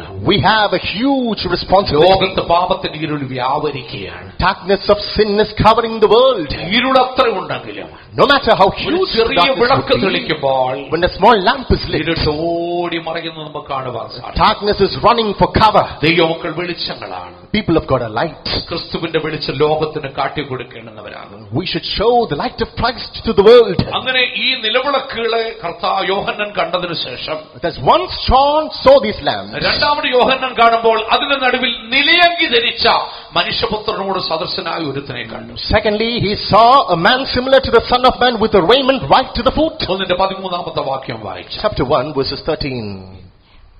7 പൊൻ നിലവിളക്കുകളെയും നിലവിളക്കുകളുടെ നടുവിൽ നിലയങ്കി ധരിച്ചവനായ മനുഷ്യപുത്രൻ, clothed with a garment to the foot, a Son of Man. എന്താണ് ഈ കർത്താവ് യേശു ക്രിസ്തു, തേജസ്കരിക്കപ്പെട്ട ക്രിസ്തു ധരിച്ചിരിക്കുന്ന നിലയങ്കി? What is the attire that the glorified Christ is put on? അത് ലോകത്തിലെ ഏതെങ്കിലും ഒരു വസ്ത്രശാലയിൽ നെയ്തെടുത്ത വസ്ത്രം അല്ല. That is not a garment woven in any textile shop in the world. അത് അവന്റെ തേജസ്സിന്റെ വസ്ത്രമായിരുന്നു. That was his garment of glory. യേശുവിന്റെ വിശുദ്ധിയുടെ മഹത്വത്തിന്റെ വസ്ത്രം. That was the garment of the glory of holiness of the Lord. വിശുദ്ധിയുടെ മഹത്വത്തിന്റെ വസ്ത്രം ധരിച്ചവനായി ക്രിസ്തു അവന്റെ മുമ്പിൽ വെളിപ്പെട്ടു. Cladded with the raiment that is studded with the glory of his holiness, Christ appeared before John. യേശു ക്രിസ്തു തേജസ്സിന്റെ വസ്ത്രം ധരിച്ചിരിക്കുന്നു. Lord Jesus Christ putting on a garment of glory. അതവന്റെ വിശുദ്ധിയുടെ മഹത്വത്തെ വെളിപ്പെടുത്തി കാണിക്കുന്നു. That shows the greatness of his holiness. നമ്മുടെ കർത്താവ് യേശു ക്രിസ്തു ലോകത്തിൽ ജീവിച്ചപ്പോഴും, When Lord Jesus Christ lived on this earth, വിശേഷിക്കപ്പെട്ട വസ്ത്രമാണ് ധരിച്ചത്. he put on a unique, particular garment. യോഹന്നാന്റെ സുവിശേഷം 19-ാം വാക്യത്തിന്റെ അവസാന ഭാഗത്തേക്ക് വരുമ്പോൾ, John's Gospel, chapter 23, verse number 19, the last കർത്താവ് part. യേശു ക്രിസ്തു ഇട്ട നിലയങ്കിയുടെ ഒരു സവിശേഷത ഇവിടെ കാണുവാൻ സാധിക്കും. We come across a distinctive feature of the raiment Christ was wearing. അത് ഞാനും നിങ്ങൾ വിട്ടിരിക്കുന്ന വസ്ത്രം പോലെയല്ല. No, those are not the garments that we put on. യേശുവിന്റെ നിലയങ്കി എന്ന് പറയുമ്പോൾ, Garment of Jesus, അത് മുകൾ തൊട്ടടിയോളം തുന്നലില്ലാതെ നെയ്തെടുത്തൊരങ്കി. from top to bottom, no stitches. കർത്താവ് യേശുക്രിസ്തുവിന്റെ നിലയെങ്കിൽ ഒരു തുന്നല് പോലും ഉണ്ടായിരുന്നു. No seam in the garment of Lord Jesus. തുന്നലില്ലാതെ നെയ്തെടുത്തൊരങ്കി. Without stitches, that was woven. കർത്താവിന്റെ വിശുദ്ധിയുടെ മഹത്വം, The greatness of the holiness of God. നമ്മൾ ചിന്തിച്ചു നോക്കേ. Ponder. നമ്മുടെ ജീവിതത്തിൽ എത്രയോ തുന്നലുകൾ ഉണ്ടായിട്ടുണ്ട്. Lot of seams were forged in our lives. എത്രയോ കുറ്റങ്ങളും കുറവുകളും നമ്മുടെ ജീവിതത്തിൽ സംഭവിച്ചു. Our life was filled with lapses, flaws. കർത്താവിന്റെ വസ്ത്രത്തിൽ ഒരു തുന്നല് പോലും ഉണ്ടായിരുന്നില്ല. But you can't find a trace of stitch in the garment of Jesus. 33 വർഷം കർത്താവ് ഈ ലോകത്തിൽ ജീവിച്ചു. 33 and a half years the Lord lived on this ലോക earth. ചരിത്രത്തിൽ അനേക മഹാന്മാരെ കാണുവാൻ സാധിക്കും. We come across many great stalwarts in the history of the world. സാമൂഹിക പരിഷ്കർത്താക്കളെ കാണുവാൻ സാധിക്കും. We meet social reformers. അനേക മതപണ്ഡിതന്മാരെയും മതസ്ഥാപകരെയും കാണുവാൻ സാധിക്കും. Religious founders, religious philosophers we behold. പക്ഷെ അവർക്ക് ആർക്കും ചോദിക്കുവാൻ ധൈര്യമില്ലാത്തൊരു ചോദ്യം കർത്താവ് യേശുക്രിസ്തു ലോകത്തോട് വിളിച്ചു ചോദിച്ചു. But a question none were audacious to pose, the Lord asked. യേശുവിന് മാത്രം ചോദിക്കുവാൻ കഴിയുന്നൊരു ചോദ്യം. A question that Jesus alone had the right to ask. യോഹന്നാന്റെ സുവിശേഷം 8-46 വാക്യത്തിലേക്ക് വരുമ്പോൾ, Turn to John 8:46. യേശു ചോദിക്കുകയാണ്, Jesus asks, നിങ്ങളിലാർ എന്റെ പാപത്തെക്കുറിച്ച് എന്നെ ബോധം വരും? Who among you can remind me of my sin? ഉണ്ടെങ്കിൽ ആരെങ്കിലും കയറി വാ. Have you got the guts? Come up. നിങ്ങളിൽ ആർക്ക് എന്റെ പാപത്തെക്കുറിച്ച് എന്നെ ബോധം വരുത്തുവാൻ സാധിക്കും? Who of you can convince me of your sins? ലോകത്തിൽ ഒരു മനുഷ്യനും അത് സാധിക്കുമായിരുന്നു. No homo sapien under the sun can do it. അപ്പോസ്തലപ്രവൃത്തി 4:27 വാക്യത്തിൽ വിശുദ്ധ പത്രോസും യോഹന്നാനും പറയുന്നു, In Acts of the Apostles chapter 4 verse 26, St. Paul and John says, നീ അഭിഷേകം ചെയ്ത യേശുക്രിസ്തു എന്ന നിന്റെ പരിശുദ്ധ ദാസൻ, Your holy servant Jesus Christ whom you anointed. യേശു ലോകത്തിൽ പരിശുദ്ധനായി ജീവിച്ചു. Christ resided on the spear being pure. വിശുദ്ധ പത്രോസ് അവനെ കുറിച്ച് സാക്ഷ്യം പറയുന്നു. St. Peter testifies about him. അവൻ പരിശുദ്ധനും നീതിമാനുമായിരുന്നു. He was holy, he was just. 1 യോഹന്നാൻ 3:5 വാക്യത്തിൽ വിശുദ്ധ യോഹന്നാൻ അവനെ കുറിച്ച് സാക്ഷ്യം പറയുന്നു. 1 John 3:5 St. John witnessed about him. അവനിൽ പാപം ഉണ്ടായിരുന്നില്ല. In him was no sin. 2 കൊരിന്ത്യർ 5:21 വാക്യത്തിൽ വിശുദ്ധ പൗലോസ് അവനെ കുറിച്ച് സാക്ഷ്യം പറയുന്നു. In 2 Corinthians 5:25 St. Paul testified. അവൻ പാപം അറിയാത്തവനായി. He knew no sin. ആരായിരുന്നു നമ്മുടെ കർത്താവ് യേശുക്രിസ്തു? Who was our Lord Jesus? പാപത്തെ അറിയാത്തവൻ. He who didn't know പാപം sin, ചെയ്യാത്തവൻ, he who didn't do അവനിൽ sin, പാപം ഉണ്ടായിരുന്നു. in him was no sin. അവനിൽ പാപം ഉണ്ടായിരുന്നു. In him was no sin. അവന്റെ ആത്മാവിൽ പാപം In ഉണ്ടായിരുന്നു. his spirit no sin. അവൻ പാപത്തെ അറിഞ്ഞിട്ടില്ല. He knew no sin. അവന്റെ മനസ്സിൽ പാപമില്ലായിരുന്നു. In his mind no അവൻ sin. പാപം ചെയ്തിട്ടില്ല. He didn't do sin. അവന്റെ ശരീരത്തിൽ പാപം In ഉണ്ടായിരുന്നു. his body no sin. ശരീരത്തിൽ ആത്മാവിലും പ്രാണനിലും പാപമില്ലാത്തവനായിരുന്നു എന്റെ കർത്താവ് യേശുക്രിസ്തു. Body, soul, spirit, Jesus was sinless. തുടലില്ലാതെ നെയ്തെടുത്തിരുന്നില്ലെങ്കിൽ Seamlessly woven a garment. 30 വെള്ളിക്കാശിന് അവനെ ഒറ്റുകൊടുത്ത യൂദ പറയുന്നൊരു വാക്കുണ്ട്. Judas, who betrayed him for 30 pieces of silver, says, ഞാൻ കുറ്റമില്ലാത്ത രക്തത്തെ കാണിച്ചു കൊടുത്തു. "Oh, I showcased an innocent blood."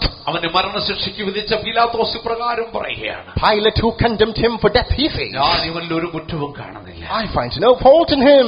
പീലാത്തോസിന്റെ ഭാര്യ ക്ലൗദിയോസ് പ്രൊക്കുള ഒരു എഴുത്ത് കൊടുത്തു വിട്ടിരിക്കുകയാണ്. Claudius Procula has given a writing. ഈ നീതിമാന്റെ കാര്യത്തിൽ നിങ്ങൾ ഇടപെടരുത്. Don't intervene in the matter of this righteous. അവനോടുകൂടെ ക്രൂശിക്കപ്പെട്ട കള്ളം പറയുന്നു, ഇവനോ അരുതാത്തതൊന്നും ചെയ്തിട്ടില്ല. The thief who was crucified along with the Lord said he did no untoward thing. അവനെ ക്രൂശിക്കുവാൻ നേതൃത്വം കൊടുത്ത സനാധിപൻ പറയുന്നു, ഈ മനുഷ്യൻ വാസ്തവമായ ഒരു നീതിമാൻ. The centurion who was leading the crucifixion, he says, truly he was just. നമ്മുടെ കർത്താവ് പരിശുദ്ധനായ ദൈവമായിരുന്നു. The Lord was a holy God. നിലയങ്കി ധരിച്ച കർത്താവായ യേശുക്രിസ്തു Lord Jesus Christ with the garment to the foot. വിശുദ്ധി ദൈവത്തിന്റെ സ്വഭാവമാണ്. Holiness is a character of God. അവന്റെ വിശുദ്ധിയുടെ മഹത്വമാണ് അവൻ ധരിച്ചിരിക്കുന്ന നിലയങ്കി എന്ന് പറയുന്നത്. The greatness of his holiness is the raiment he is clad യേശുക്രിസ്തു on. ഭൂമിയിൽ വിശുദ്ധിയുടെ മഹത്വം ധരിച്ചവനായി ജീവിച്ചു. Lord Jesus Christ lived on this earth putting on the greatness of ആ holiness. വിശുദ്ധിയാണ് അവന്റെ തേജസ്സായി വെളിപ്പെടുവാനിടയായി തീർന്നത്. That holiness was manifested as his glory. മറുരൂപമണിയിൽ വെച്ച് അവന്റെ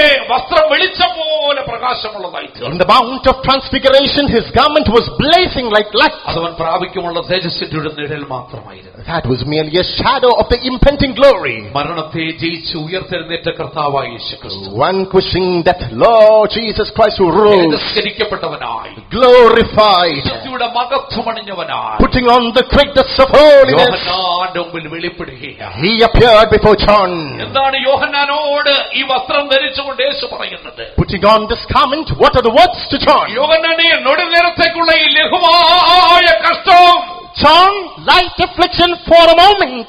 ഒരു തേജസ്സിന്റെ മഹത്വത്തിന് വേണ്ടി നിന്നെ ഒരുക്കുകയാണ്. That is preparing you for eternal weight of glory. ഇതേ തേജസ്സും മഹത്വം നീ പ്രാപിക്കുവാനാണ് നിന്നെ വിളിച്ചത്. To win the same honor and glory, you too are called. നിനക്ക് വേണ്ടി ശുദ്ധവും ശുഭ്രമായ ഒരു വിശേഷ വസ്ത്രം സ്വർഗ്ഗത്തിൽ ഒരുക്കി വെച്ചിട്ടുണ്ട്. For you a fair and bright garment is reserved in heaven. നീ എന്റെ വിശുദ്ധി പ്രാപിക്കണം. You attain my holiness. കർത്താവ് പറഞ്ഞു, ഞാൻ വിശുദ്ധനായിരിക്കുന്ന പോലെ നിങ്ങൾ വിശുദ്ധനായിരിക്കും. The Lord said, be ye holy as I am holy. പ്രിയ സഹോദരി സഹോദരന്മാരെ, Dear brothers and sisters, ഈ ലോകത്ത് നീതിയോടും വിശുദ്ധിയോടും നമ്മൾ ജീവിച്ചാൽ, if we live just and holy on this world, ക്രിസ്തുവിന്റെ കഷ്ടങ്ങളെ സാരമില്ലെന്ന് എണ്ണിക്കൊണ്ട് ജീവിച്ചാൽ, if we count the sufferings of Christ as nothing, നമുക്ക് ഒരു വിശുദ്ധിയുടെ നിലയങ്കി ധരിക്കുവാൻ ലഭിക്കും.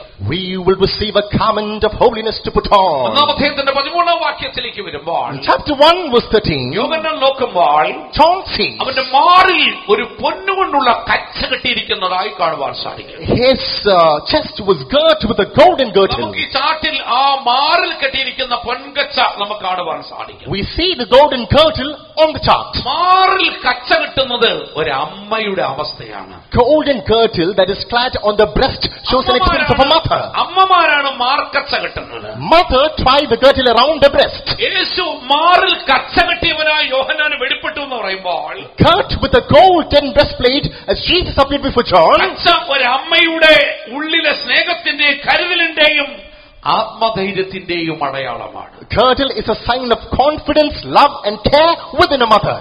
യേശു Jesus, പീഡിതരായിരിക്കുന്ന ദൈവത്തിന്റെ ജനത്തിന്, for the oppressed people of God, ഉപദ്രവങ്ങൾ സഹിക്കുന്ന ദൈവത്തിന്റെ ജനത്തിന് for the persecuted people of God, വെളിപ്പെട്ട് പറയുന്നു, he reveals and ഞാൻ says, നിങ്ങളുടെ അമ്മയാകുന്നു. I am your നിങ്ങളെ mother, ആശ്വസിപ്പിക്കുന്ന അമ്മ. a mother who comforts you. തന്റെ മക്കൾക്കെതിരെ വിപത്തുകളോ പ്രതിസന്ധികളോ വരുമ്പോൾ When sufferings or accidents come against her children, അവർക്ക് കാവലായി നിൽക്കുവാൻ as a guardian to stand, ഒരമ്മ മാറിൽ കച്ച കെട്ടി ഇറങ്ങുന്നത് പോലെ as a mother is sitting out with girdle around her breast, അവനെ ആശ്വസിപ്പിക്കുവാൻ ഒരമ്മയുടെ രൂപത്തിൽ യേശു അവന് വെളിപ്പെടുകയാണ്. To comfort them in the figure of a mother, Jesus reveals. നമ്മുടെ കർത്താവ് യേശുക്രിസ്തു നമ്മുടെ അമ്മയാണ് ദൈവം. The Lord Jesus Christ is a mother, people of God. യെശയ്യാ 53:10 പറയുന്നു. Isaiah 53, the 10th verse says, നമ്മുടെ കർത്താവ് കാൽവറിയിൽ നൊന്തു പ്രസവിച്ചതാണ് ദൈവത്തിന്റെ സഭ എന്ന് പറയുന്നു. Lord Jesus Christ painfully travailed and gave birth to the church of God. കർത്താവ് കാൽവറിയിൽ കഷ്ടം സഹിക്കുമ്പോൾ ഒരു സന്തതിയെ അവൻ പ്രസവിക്കുകയായിരുന്നു. When Jesus was suffering on the cross, he was begetting a seed. കാൽവറിയിൽ നൊന്തു പ്രസവിച്ച സന്തതികളാണ് ഞാനും നിങ്ങൾ. I and you are the seed that he travailed and gave birth to on the cross. ആ കർത്താവ് ദൈവത്തിന്റെ ജനത്തോട് പറയുന്നു. That Lord tells to the people, അമ്മയെ ആശ്വസിപ്പിക്കുന്നത് പോലെ ഞാൻ നിങ്ങളെ ആശ്വസിപ്പിക്കും. like a mother comforts you, I will comfort you. ഒരമ്മ തന്റെ കുഞ്ഞിനെ മറക്കുമോ? Will a mother forget her child? ഞാൻ നിങ്ങളെ മറക്കാം. Nay, though she does, I will not forget you. കടന്നു പോകുമ്പോൾ, when you go through perpetual troubles, കഠിനമായ പീഡകളിലും ഉപദ്രവങ്ങളിലൂടെ കടന്നു പോകുമ്പോൾ, through severe trials and tribulations, when you amble, നമ്മുടെ പ്രതിസന്ധികളിൽ നമ്മോടൊപ്പം വസിക്കുന്നവനാണ് നമ്മുടെ കർത്താവ്. our Lord resides with us in the midst of our crisis. യേശു ലോകത്തിൽ നിന്ന് പിതാവിന്റെ അടുക്കിലേക്ക് പോകുമ്പോൾ, when Jesus ascended to the Father out of this world, അവസാനമായി പറഞ്ഞ വാക്കുണ്ട്, his farewell words, ഞാനോ ലോകാവസാനത്തോളം എല്ലാ നാളും നിങ്ങളോട് കൂടെ ഇരിക്കും. I will be with you even unto the end of the world. നമ്മെ ഒരു നാള് കൈവിട്ട് കളയത്തില്ല. That Lord, he will never leave us. ഒരമ്മയെ പോലെ യേശു നമ്മോട് കൂടെയുണ്ട്. Like a mother, or Jesus is with us. ഒരിടയൻ തന്റെ ആടുകൾക്ക് പ്രതിസന്ധി വരുമ്പോൾ ഒരിക്കലും അവയെ വിട്ട് ഓടിപ്പോകത്തില്ല.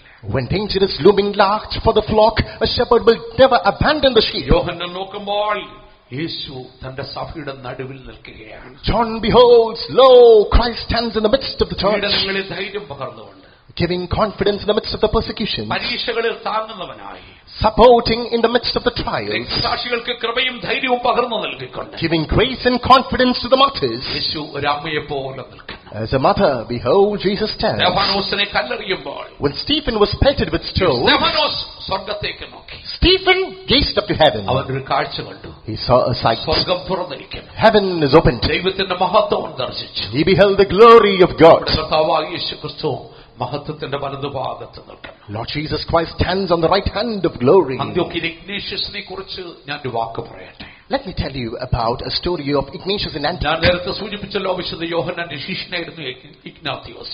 I reminded you that Ignatius was a disciple of St. John. AD 107 തന്റെ രക്തസാക്ഷിത്വം വരിച്ചത്. In AD 107, he underwent martyrdom. ട്രാജന്റെ ഭരണകാലഘട്ടത്തിൽ തന്റെ രക്തസാക്ഷിത്വം വരിച്ചു. Under the reign of Trajan, he underwent martyrdom. യേശുവിനെ തള്ളിക്കളഞ്ഞ് ക്രൈസ്തവ വിശ്വാസം ത്യജിക്കായിയാൽ തന്നെ വധശിക്ഷയ്ക്ക് വേണ്ടി വിധിച്ചു. Since he did not reject Christ, he was put to martyrdom. അന്ന് താൻ അന്ത്യോക്യയിലാണ് ശുശ്രൂഷ ചെയ്യുന്നത്. Back then, he was ministering in Antioch. തനിക്ക് വേണ്ടി വിധിച്ച വിധി എന്ന് പറയുന്നത്, his verdict was, റോമിലെ കൊളോസിയത്തിലെ വന്യമൃഗങ്ങൾക്ക് ഇട്ടുകൊടുത്ത് കൊല്ലുക എന്നുള്ളതായിരുന്നു. he was flung to the wild savage beasts within the Colosseum in Rome. വിധി പുറപ്പെടുവിച്ച ശേഷം, after passing the verdict, അന്ത്യോക്യയിൽ നിന്ന് പടയാളികൾ റോമിലേക്ക് ചെങ്ങലകളാൽ ബന്ധിച്ച് ആ ഇഗ്നേഷ്യസിനെ റോമിലേക്ക് കൊണ്ടുവന്നു. bound with fetters on the way from Antioch to Rome, they were escorted by the soldiers. അന്ത്യോക്യയിൽ നിന്ന് റോമിലേക്കുള്ള സുദീർഘമായ യാത്ര.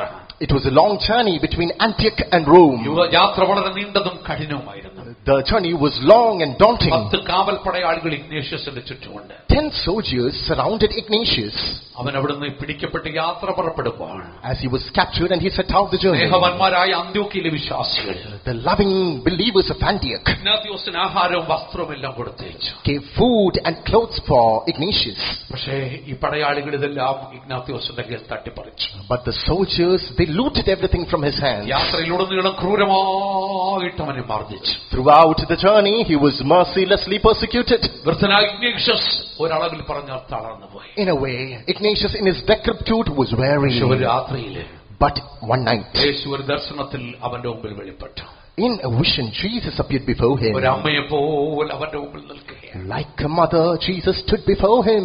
യേശു ഇഗ്നാത്തിയോസിനെ യേശുവിന്റെ ശരീരത്തിലുള്ള ഓരോ മുറിവുകളും കാണിച്ചു.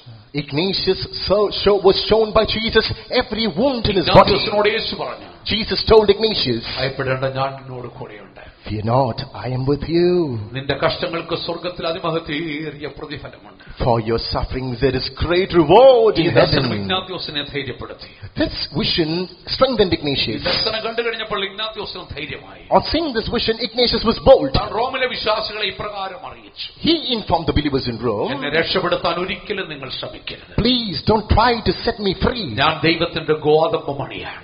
I am a corn of God. വന്യമൃഗങ്ങളുടെ പല്ലുകളാൽ ഞാൻ പൊടിക്കപ്പെടട്ടെ. I need to be gnashed by the teeth of the strange ഒരു animals. നേരിയ മാർവായി ക്രിസ്തുവിന്റെ ഒരു അപ്പമായി ഞാൻ മാറ്റപ്പെടുവാനിടയായി തീരും. Let me be a fine flour and a sweet bread of Christ. കൊളോസിയത്തിൽ കൊണ്ടുചെന്ന് വന്യമൃഗങ്ങൾ, സിംഹങ്ങൾ തന്റെ നേരെ പാഞ്ഞെടുത്തു. He was hurled to the Colosseum. Now wild beasts are charging to him. പക്ഷെ ഗാലറിയിൽ ഇരിക്കുന്ന ഒരു കാഴ്ച കണ്ടു. But the spectators in the gallery അവന്റെ മുഖം സ്വർഗീയ പ്രകാശത്താൽ തിളങ്ങുകയാണ്. saw his face radiant with a heavenly lumen. Ignatios മുകളിലേക്ക് നോക്കി കരങ്ങൾ ഉയർത്തിപ്പിടിച്ചു. Ignatius looked above, outstretched his സ്വർഗം arms. തുറന്നിരിക്കുന്ന ഇഗ്നാത്യോസ് കണ്ടു. He saw heaven opened. തന്നെ സ്വീകരിക്കുവാൻ യേശു സ്വർഗത്തിൽ നിൽക്കുന്ന ഇഗ്നാത്യോസ് കണ്ടു. He saw Jesus waiting in heaven to beckon him. സിംഹങ്ങൾ ഇഗ്നാത്യോസിന്റെ ദേഹത്തേക്ക് ചാടി വീഴുമ്പോൾ As the lion pounced on the body of Ignatius, അവർ സ്വർഗത്തേക്ക് നോക്കി യേശുവേ, യേശുവേ എന്ന് ഉറക്കെ വിളിച്ചു.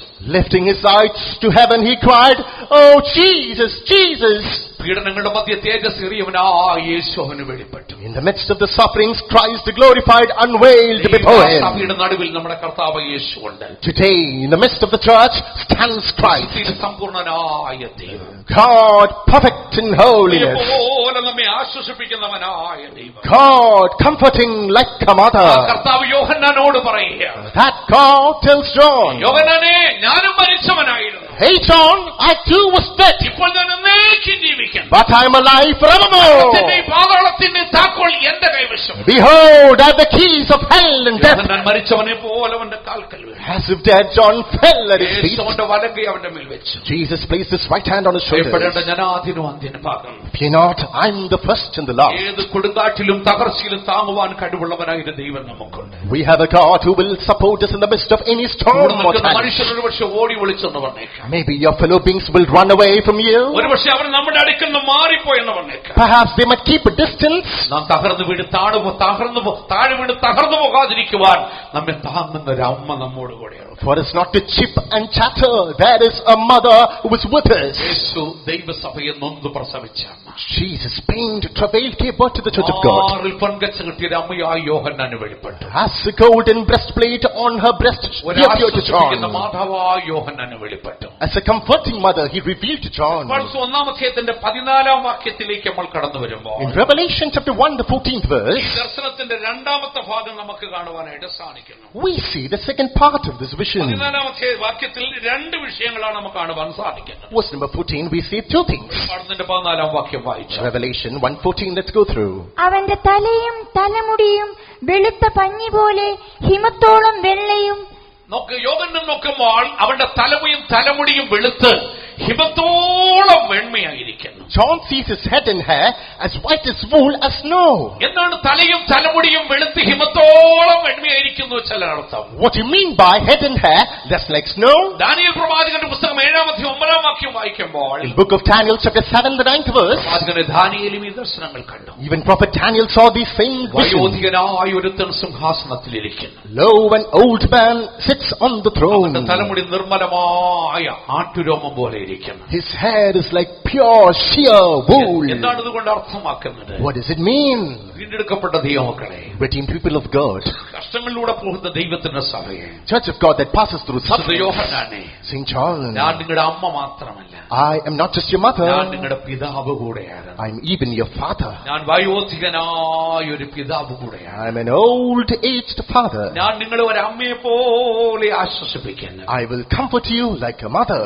ഞാൻ അനുഭവസമ്പന്നനായ ജ്ഞാനസമ്പന്നനായ വയോധികനായ ഒരു പിതാവ് കൂടെയാണ്. I am a well-experienced, sagacious old father. എന്താണ് വയോധികനായ പിതാവിന്റെ പ്രത്യേകത? What's the peculiarity of an old യോബിന്റെ father? പുസ്തകം 12-ാം വാക്യത്തിലേക്ക് വരുമ്പോൾ Turn to Job chapter 12, the 12th verse. നമ്മൾ ഇപ്രകാരം വായിക്കുന്നു. Here we read so. വൃദ്ധന്മാരുടെ പക്കൽ ജ്ഞാനവും വയോധികരുടെ പക്കൽ വിവേകവുമുണ്ട്. With the ancient is wisdom and length of days in understanding. നമ്മുടെ കർത്താവ് യേശുക്രിസ്തു ജ്ഞാനസമ്പൂർണനായ ദൈവമാണ്. Lord Jesus Christ is full in wisdom. യേശു കേവലം 33.5 വർഷം ഈ ലോകത്തിൽ ജീവിച്ചവനല്ല. Jesus didn't just live on this earth for mere 33.5 years. പ്രവാചകൻ യേശുവിന്റെ ജനനത്തെക്കുറിച്ച് പ്രവചിക്കുമ്പോൾ When prophet Micah prophesied about the birth of Jesus, 2-ാം വാക്യത്തിൽ ഇപ്രകാരം പറയുന്നു. in chapter 5, the 2nd verse, നീയോ ബേത്ലഹേം എഫ്രാത്തേ, you Bethlehem Ephrath, നീ യഹൂദ സഹസ്രങ്ങളിൽ ചെറുതാണെങ്കിലും thou be the little among the thousands of Judah, ായിരിക്കേണ്ടവൻ എനിക്ക് നിന്നിൽ നിന്ന് പുറപ്പെട്ടു വരും.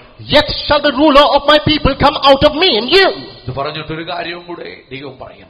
Saying so God adds, അവന്റെ ഉത്ഭവം പണ്ടേ ഉള്ളതും പുരാതനവുമാകുന്നു. whose going forth have been from of old, from അവൻ everlasting. ഇപ്പോഴും ഉള്ളവനല്ല. He is not just the present. അവന്റെ ഉത്ഭവം പണ്ടേ ഉള്ളതും പുരാതനമാകുന്നു. His existence is old, from former eternity. ഒരിക്കൽ കർത്താവ് യേശുവിന്റെ ഐഹിക ജീവിത കാലഘട്ടത്തിലെ Once during the days of Lord Jesus on this earth, യേശു പരീശന്മാരുടെ ഒരു വിഷയം പറയുകയാണ്. Jesus informs the Pharisees a matter. നിങ്ങളുടെ പിതാവായ അബ്രഹാം എന്റെ ദിവസത്തിന് വേണ്ടി കാത്തിരുന്നതാണ്. Your patriarch Abraham tarried for my day. ഇത് കേട്ടപ്പോൾ പരീശന്മാർ തിരിച്ചു ചോദിക്കുകയാണ്. Saying so, the Pharisees, they ask a rhetoric question. നിനക്ക് അബ്രഹാമിനെ എങ്ങനെ അറിയാം? നിനക്ക് 50 വയസ്സ് പോലും ആയിട്ടില്ലല്ലോ. Hey, how do you know Abraham? You're not even 50 years old. അവന്റെ ഉത്ഭവം പണ്ടേ ഉള്ളതും പുരാതനവുമാണ്. His existence is old, from the ancient days. അതുകൊണ്ട് അർത്ഥമാക്കുന്നത് What does it mean? 90-ാം സങ്കീർത്തനത്തിന്റെ 2-ാം വാക്യത്തിൽ നമ്മൾ ഇപ്രകാരം വായിക്കുന്നു. Psalm 90, the 2nd verse we read. പർവ്വതങ്ങൾ ഉണ്ടാകുന്നതിന് Before the mountains were formed, ഈ ഭൂമണ്ഡലത്തെ നിർമ്മിക്കും മുമ്പേ before the earth came to existence, ഈ അനാദിയായും ശാശ്വതമായ ദൈവമാകുന്നു. thou art eternal and God abiding. അനുഭവസമ്പന്നനായ ദൈവം. Our God is a well-experienced God. പ്രതിസന്ധികൾ ആലോചന തരുവാൻ ജ്ഞാനസമ്പൂർണനായ ദൈവം. He is wise to give counsel in the midst of crisis. നമ്മുടെ കർത്താവ് പുരാതനനായ ദൈവം. Our Lord is ancient God. വയോധികനായ ദൈവം. Our God is old God. പാറകളും പർവ്വതങ്ങളും ഉറപ്പുള്ളതാണ്. Rocks and mountains are firm. പക്ഷെ അതിനും ഒരു തുടക്കമുണ്ട്. But even that has a genesis. ആകാശത്തിനും ഒരു തുടക്കമുണ്ട്.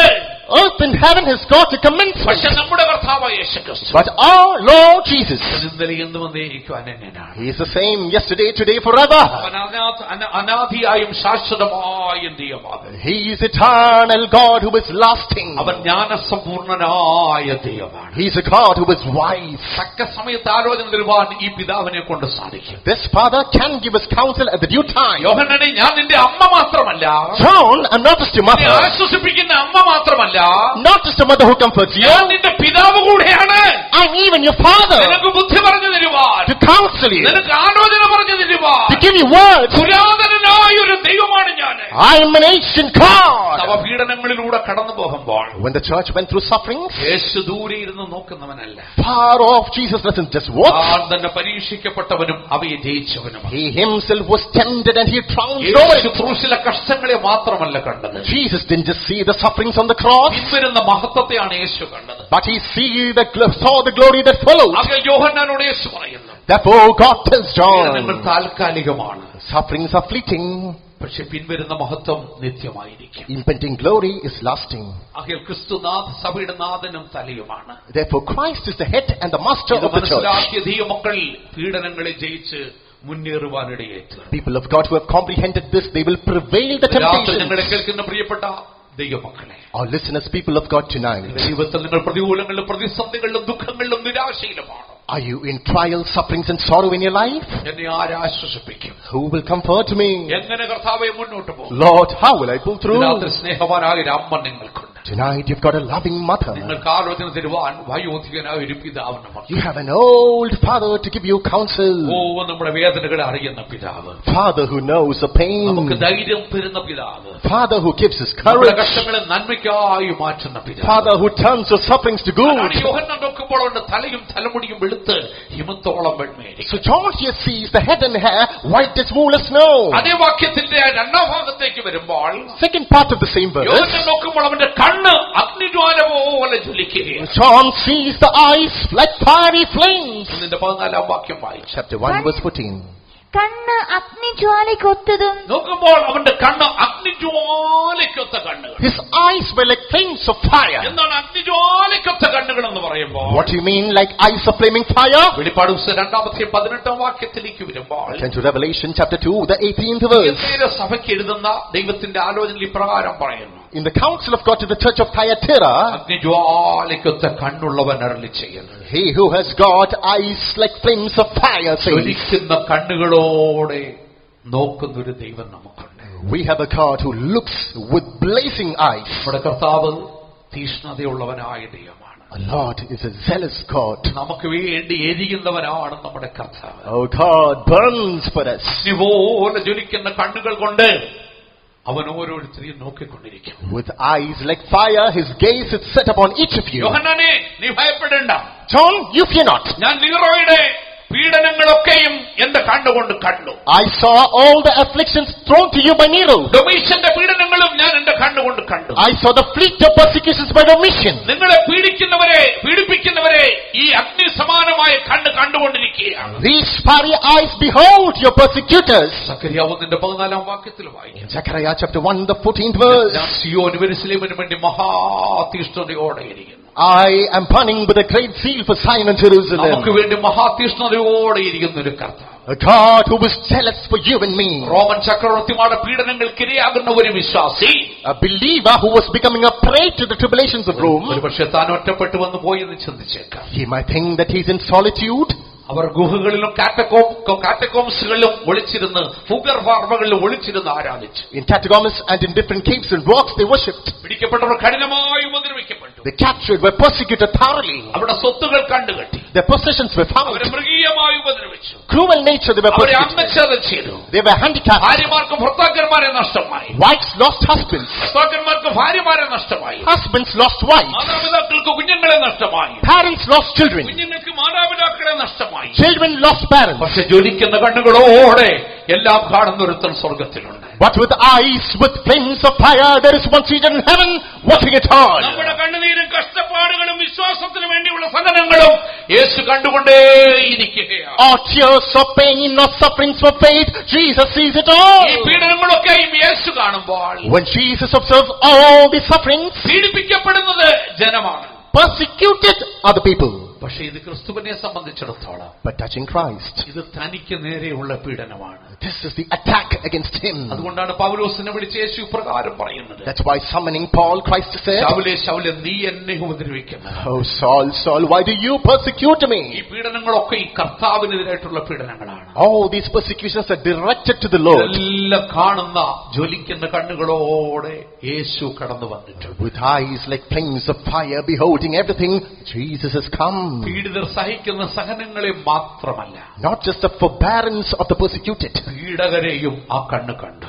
even the perpetrators, those eyes saw. പീഡിപ്പിച്ച നീറോ ചക്രവർത്തിക്ക് എന്ത് സംഭവിച്ചു? What happened to the persecutor Nero? പീഡിപ്പിച്ച ഡൊമീഷ്യൻ ചക്രവർത്തിക്ക് എന്ത് സംഭവിച്ചു? What happened to the persecutor Domitian? അഗ്നിമയമായ കണ്ണുകൾ കൊണ്ട് നീറോയെ കാണുന്നുണ്ടായി. With fiery eyes, Nero was watched നീറോയുടെ over. ഭരണത്തിന്റെ അവസാന സമയത്തിലേക്ക് വന്നപ്പോൾ During the twilight of the reign of Nero, Roman സൈന്യവും സെനറ്റും തന്റെ അംഗരക്ഷകരും തനിക്കെതിരായി തീർന്നു. Roman host, his governors, his council turned against him. തന്റെ കൊട്ടാരത്തിലുള്ളവരും നീറോയെ ഉപേക്ഷിച്ചു. Even the members in the royal palace abandoned Nero. തന്റെ ജീവൻ അപകടത്തിലായി തീരുമെന്ന് നീറോയ്ക്ക് മനസ്സിലായി. He was sensing that his life was in danger. മരണഭയത്താൽ Caught with fear of death, വേഷപ്രച്ഛന്നനായി he was changing his attire. ചെളി നിറഞ്ഞ വഴികളിലൂടെ During mud-filled Roman ways, പുറത്തുള്ളതായ ഒരു കുടിലിൽ അവൻ അഭയം പ്രാപിച്ചു. he found asylum in a hut far away from Rome. Nero ചക്രവർത്തി ഒളിച്ചോടി എന്നുള്ള വാർത്ത വന്നപ്പോൾ As they heard the news, Nero ran as Roman fugitive. Senate ഒരു പ്രഖ്യാപനം നടത്തി. Roman Senate passed a proclamation. Nero രാജ്യദ്രോഹി. Nero, the traitor. രാജ്യദ്രോഹികൾ എന്ന് പറഞ്ഞ് ക്രൈസ്തവരെ പീഡിപ്പിച്ചവരെ റോമൻ സെനറ്റ് ബില്ല് പാസാക്കി. നീറോ രാജ്യദ്രോഹി. The very one who was persecuting the Christians, labeling them as traitors, now the council said Nero is a traitor. Roman നിയമപ്രകാരം Based on Roman law, രാജ്യദ്രോഹിയായി പ്രഖ്യാപിച്ചാൽ as one is pronounced as a അവനെ പിടിച്ച് traitor, നഗ്നനാക്കി they will be caught stripped കഴുത്തിൽ naked. മുഖം വെച്ച് kept a yoke on the neck, ചാട്ടവാറ് കൊണ്ട് അടിച്ചവനെ കൊല്ലും. scourged, and they will be flogged to death. ശിക്ഷയെ ഭയന്ന് Nero ചക്രവർത്തി Scared of that verdict, Nero. AD 68 June മാസം 9 തീയതി AD 60, June the 9th. സ്വന്തം കഴുത്തിൽ കത്തി കുത്തിയിറക്കി ആത്മഹത്യ ചെയ്ത് ജീവിതം അവസാനിപ്പിച്ചു. He stabbed his own neck and he ended his life. Nero അഗ്നിജ്വാലയ്ക്ക് സദൃശമായി കണ്ണുകളുള്ള ഒരുത്തനുണ്ട്. Above Nero, there is one with eyes like flames of fire. രണ്ടാമത്തെ പീഡകനായിരുന്നു ഡൊമീഷ്യൻ ചക്രവർത്തി. Second persecutor was Emperor Domitian. 44 വയസ്സിൽ ദാരുണമായി അവൻ കൊല്ലപ്പെട്ടു. At the age of 43, he was mercilessly killed. അവൻ സംശയരോഗത്തിനടിമയായി. He was suspicious. ഒരു മാനസിക വിഭ്രാന്തി അവന് പിടിച്ചു. He was caught with insanity. അവൻ സകലരെ ഉപദ്രവിക്കാൻ തുടങ്ങി. He started to torture everyone. ഭയങ്കര ക്രൂരനായിട്ട് അവൻ മാറ്റപ്പെട്ടു. He became a cruel man. ഡൊമീഷ്യന്റെ ക്രൂരതകൾ വർദ്ധിച്ചപ്പോൾ Once the cruel acts of Domitian was on the rise, സഹിക്കുവാൻ കൊട്ടാരത്തിലുള്ളവർക്ക് കഴിയുമായിരുന്നു. inmates of the palace no longer could tolerate it. കൊട്ടാരത്തിലെ ഉദ്യോഗസ്ഥന്മാരും The officials in the palace, കൊട്ടാരത്തിലെ ഗാർഡുകളും the guards in the palace, കൊട്ടാരത്തിലെ സെനറ്റർമാരും, the senators in the palace, എന്തിനേറെ പറയുന്നു തന്റെ ഭാര്യ Domitian ലോക്കിന് പോലും not to say much, even his wife Domitian Locke, ഡൊമീഷ്യനെതിരായി തീർന്നു. they turned against our Domitian. ചേർന്ന് ഡൊമീഷ്യനെ കൊല്ലുവാൻ തീരുമാനിച്ചു. Together they plotted to kill Domitian. എങ്ങനെ കൊല്ലുവാൻ സാധിക്കും? How can we kill him? ഡൊമീഷ്യന്റെ വിശ്വസ്തനായ ഒരു പരിചാരകൻ, There was a faithful attender of Domitian. Stephanos എന്നാകുന്നവന്റെ പേര്. His name was Stephen. അവനോട് പറഞ്ഞു, നീ ഒരു കത്ത് രാജാവിന്റെ കയ്യിൽ കൊണ്ടു കൊടുക്കുക. It was directed to him, take this letter to the king. കത്തി ഒളിച്ചു വെച്ച് കൊണ്ടുപോകണം. Cover this knife. രാജാവിനോട് ഇപ്രകാരം പറഞ്ഞു, Tell your king, രാജാവെ, നിഗൂഢമായ സന്ദേശങ്ങൾ അടങ്ങിയ ഒരു കത്ത് കൈമാറുവാനുണ്ട്. Thy Majesty, I need to reveal to you a letter with mysterious truths. സ്തെഫാനോസിനെ ഡൊമീഷ്യന്റെ മുറിക്കകത്തേക്ക് വിളിച്ചു. Stephen was welcomed within the room of കത്ത് Domitian. കയ്യിൽ കൊടുത്തു. Letter was handed over. Domitian കത്ത് വായിച്ചുകൊണ്ടിരിക്കുമ്പോൾ As Domitian was going through the content, Stephanos കത്തി ഊരി ഡൊമീഷ്യന്റെ വയറ്റിൽ 7 പ്രാവശ്യം കുത്തി. Stephen sheathed the knife, stabbed him 7 times in his belly. Domitian പിടഞ്ഞു വീണ് മരിച്ചു. Wriggling with pain, he died on the ഡൊമീഷ്യന്റെ floor. മരണശേഷം Following the death of Domitian, Roman senate കൂടിയിട്ട് Roman Senate came together. പ്രകാരം തീരുമാനങ്ങളെടുത്തു. They made a decision. റോമിലെ എല്ലാ പൊതുരേഖകളിൽ നിന്നും ഡൊമീഷ്യന്റെ പേര് നീക്കം ചെയ്ത് കളയണം. From all the official documents of Rome, erase the name of Domitian. ഡൊമീഷ്യന്റെ പ്രതിമകളും നാണയങ്ങളും എല്ലാം നശിപ്പിച്ചു കളഞ്ഞു. Currencies and notes of Domitian by all ഒരു destroyed. ഔദ്യോഗിക ബഹുമതിയുമില്ലാതെ ഒരു സാധാരണ പൗരനെ പോലെ തന്നെ കുഴിച്ചിട്ടു. With no official honor, just like an ordinary man, he was buried. പീഡിപ്പിച്ച റോമാ സാമ്രാജ്യത്തിന് എന്ത് സംഭവിച്ചു? What happened to the persecutor, the Roman Empire? റോമാ സാമ്രാജ്യം തകർന്നുപോയി. Roman Empire crumbled. ഒട്ടമൻ ടർക്കികൾ റോമാ സാമ്രാജ്യത്തെ പിടിച്ചെടുത്തു. Ottoman Turkey took hold of it. റോമാ സാമ്രാജ്യം കിഴക്ക് പടിഞ്ഞാറ് രണ്ടായി പിളർന്നുപോയി. The east and the west got cleft into two. റോമാ സാമ്രാജ്യം സാമ്പത്തിക പ്രതിസന്ധിയിലാകപ്പെട്ടു. Roman Empire was caught in economic crisis, രാഷ്ട്രീയമായ അസ്ഥിരത, political instability, ദുർബലമായ സൈന്യം. weak army.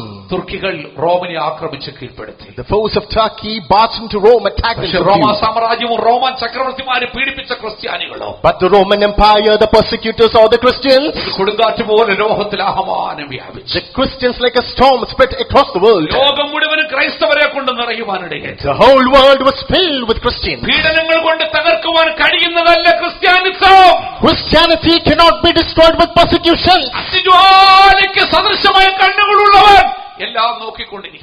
One with eyes like fiery flames, he watches it all. ഒരുപക്ഷെ പാസ്റ്റർമാരെ ഉപദ്രവിക്കുവാൻ കഴിഞ്ഞേക്കും. Perhaps pastors might be persecuted. ദേവാലയങ്ങളിൽ ഇടിച്ചു നിരത്തുവാൻ കഴിഞ്ഞേക്കും. Temples and churches might be crushed down. ദൈവമക്കൾക്ക് നേരെ കള്ളക്കേസെടുക്കുവാൻ കഴിഞ്ഞേക്കും. False allegations can be leveled against the children of God. പിടിച്ച തടവറയ്ക്കകത്ത് അടയ്ക്കുവാൻ സാധിക്കും.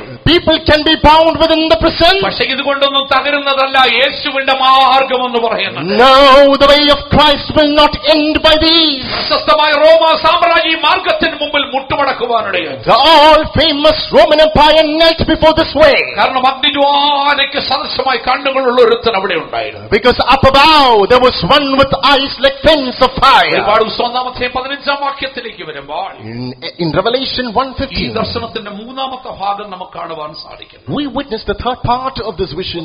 15 വാക്യം വായിച്ചു. Chapter 1, the 15th verse. കാൽ ഉലയിൽ ചുട്ടുപഴിപ്പിച്ച വെള്ളോട്ടിന് സദൃശവും അവന്റെ ശബ്ദം പെരുവെള്ളത്തിന്റെ ഇരച്ചിൽ പോലെയുമായിരുന്നു. മതി, അവിടെ 2 വിഷയങ്ങളാണ് നമുക്ക് കാണുവാൻ സാധിക്കുന്നത്. Here we see 2 things.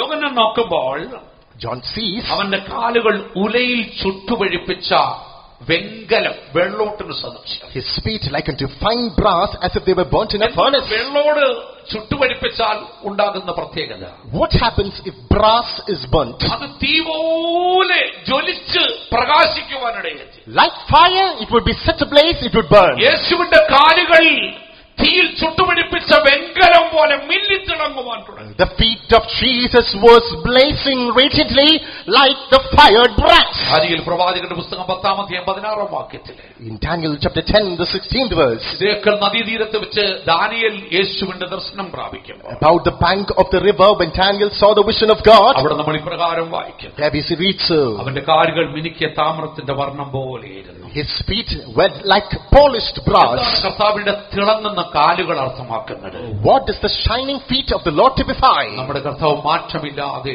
ന്യായം വിധിക്കുന്നവനായ ദൈവമാണ്. Lord Jesus, He judges unwaveringly. നമ്മുടെ കർത്താവ് ന്യായം വിധിക്കുന്നവനായ ദൈവമാണ്. Lord Jesus is a God who judges. അവന്റെ കാലുകൾ ജ്വലിക്കുന്ന കാലുകളാണ്. His feet are the ones that burn. അവന്റെ കോപത്തെ ചവിട്ടി മെതിക്കുന്ന കാലുകളാണ്. His wrath is thumbing the feet. അതാണ് പ്രവാചകൻ യെശയ്യാവ് 63-ാം അധ്യായത്തിലേക്ക് വരുമ്പോൾ, That's why in Isaiah chapter 63, അവന്റെ കോപത്തിൽ ചവിട്ടി മതിക്കുന്ന യേശുവിനെ യെശയ്യാവ് കാണുകയാണ്. Isaiah beholds Christ who is pressing with the rock.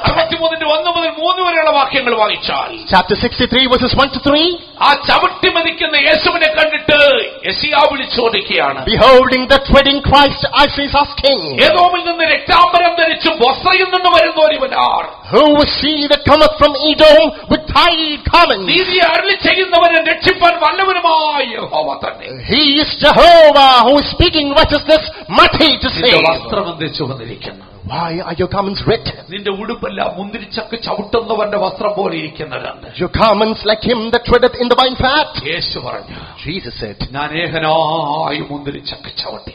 I have trodden the winepress alone. എന്റെ കോപത്തിൽ ഞാൻ അവരെ ചവിട്ടി മെതിച്ചു. In my wrath I trampled എന്റെ them. ക്രോധത്തിൽ അവരെ മെതിച്ചു കളഞ്ഞു. In my fury I trodden upon them. ക്രോധത്തോടെ മെതിക്കുന്നവനാണ് യേശു എന്ന് പറയുന്നത്. Jesus is trembling with anger. അവന്റെ കാലുകൾ ഉലകിൽ ചുട്ടുപിടിപ്പിച്ച വെള്ളോട്ടിന് സദൃശം. His feet like brass burnt in brazen. മാറ്റമില്ലാതെ ന്യായം വിധിക്കുന്നവനായ ഒരു ദൈവം നമുക്ക്. Without wavering of a God he judges. Malachi പ്രവാചകന്റെ പുസ്തകത്തിൽ ചോദിച്ചു, In Malachi a question is shot.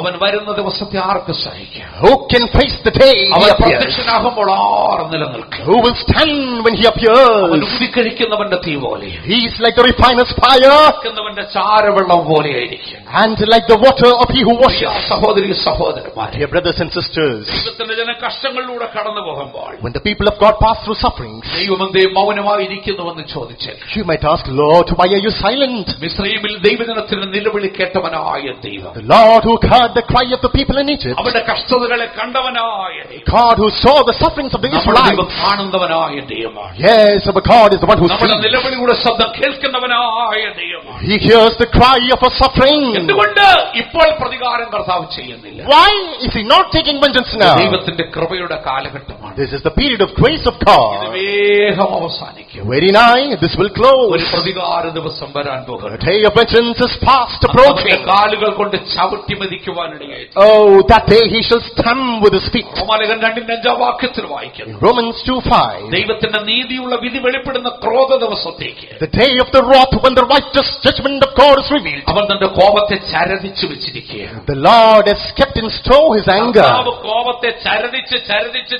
വെച്ചിരിക്കുക. The Lord has treasuring, piling up, stocking his എന്താ anger. കോപം ചരതിച്ചു വെച്ചിരിക്കുക എന്ന് പറഞ്ഞ അർത്ഥം? What do you mean by treasuring anger? ഇങ്ങനെ കർത്താവ് ചരതിച്ച് സൂക്ഷിച്ചു വെച്ചിരിക്കുക. The Lord is preserving, protecting, keeping it. ഒരു ദിവസം അത് പൊട്ടി പുറപ്പെടും. That shall come a day, it shall break out. ദൈവത്തിന്റെ നീതിയുള്ള വിധി വെളിപ്പെടും. That day the righteous verdict of God shall be revealed. ചൂളപോലെ കത്തുന്ന ഒരു ദിവസം വരും. A day shall come which shall burn like an oven. അപ്പോൾ അഹങ്കാരികളൊക്കെ, All the proud, സകല ദുഷ്പ്രവർത്തിക്കാരും താളടിയായി. all the evil doers shall be undone. 2 തെസ്സലോനിക്കർ 1:6-7 വാക്യത്തിൽ വിശുദ്ധ പൗലോസ് പറയുന്നു, 2 Thessalonians chapter 1 verses 6 and 7. കർത്താവ് തന്റെ ശക്തിയുള്ള ദൂതന്മാരുമായി അഗ്നിജ്വാലയിൽ പ്രത്യക്ഷപ്പെട്ടിട്ട് God with his powerful angels shall appear in fire. ദൈവത്തെ അറിയാത്തവർക്ക്, Those who didn't know God, നമ്മുടെ കർത്താവ് യേശുക്രിസ്തുവിന്റെ സുവിശേഷം അനുസരിക്കാത്തവർക്ക്, those who didn't obey the counsel of Lord Jesus Christ, അവൻ പ്രതികാരം കൊടുക്കുമ്പോൾ when he gives vengeance, നിങ്ങളെ പീഡിപ്പിച്ചവർക്ക് പീഡ ലഭിക്കും. Your persecutors shall be persecuted. പീഡ അനുഭവിച്ച നിങ്ങൾക്കോ ഞങ്ങളോടുകൂടെ ആശ്വാസം ലഭിക്കും. But you who were persecuted, you will be comforted with us. നമ്മുടെ കർത്താവ് നീതിയോടെ ഈ ലോകത്തെ ന്യായം വിധിക്കുന്നവരാണ്. Lord Jesus Christ judges the world with righteousness. ഭൂവാസികൾ അവിടെ അകൃത്യ നിമിത്തം സന്ദർശിക്കുവാൻ സ്വർഗത്തിൽ നിന്ന് ഇതാ ഇറങ്ങി വരുന്നു. Behold, the Lord is alighting from heaven to judge the inhabitants of the earth. പ്രവാചകൻ യെശയ്യാ 26-21 വാക്യത്തിൽ പറയുകയാണ്. Isaiah chapter 26 verse 21 says, ഭൂമി താൻ കുടിച്ച രക്തമൊക്കെയും വെളിപ്പെടും. Earth shall reveal all the blood it drank. ഹതന്മാരെ ഇനി മൂടി വെക്കത്തില്ല. It shall no longer cover her. പക്ഷെ അതിനു മുമ്പ് ഒരു സംഭവം ഉണ്ടാകും. Before it there shall be an event. ഉയരത്തിൽ ഒരു കിളിവാതിൽ തുറന്നിരിക്കും. High above a window is opened. തുറന്നിട്ട് കർത്താവ് വിളിക്കുകയാണ്.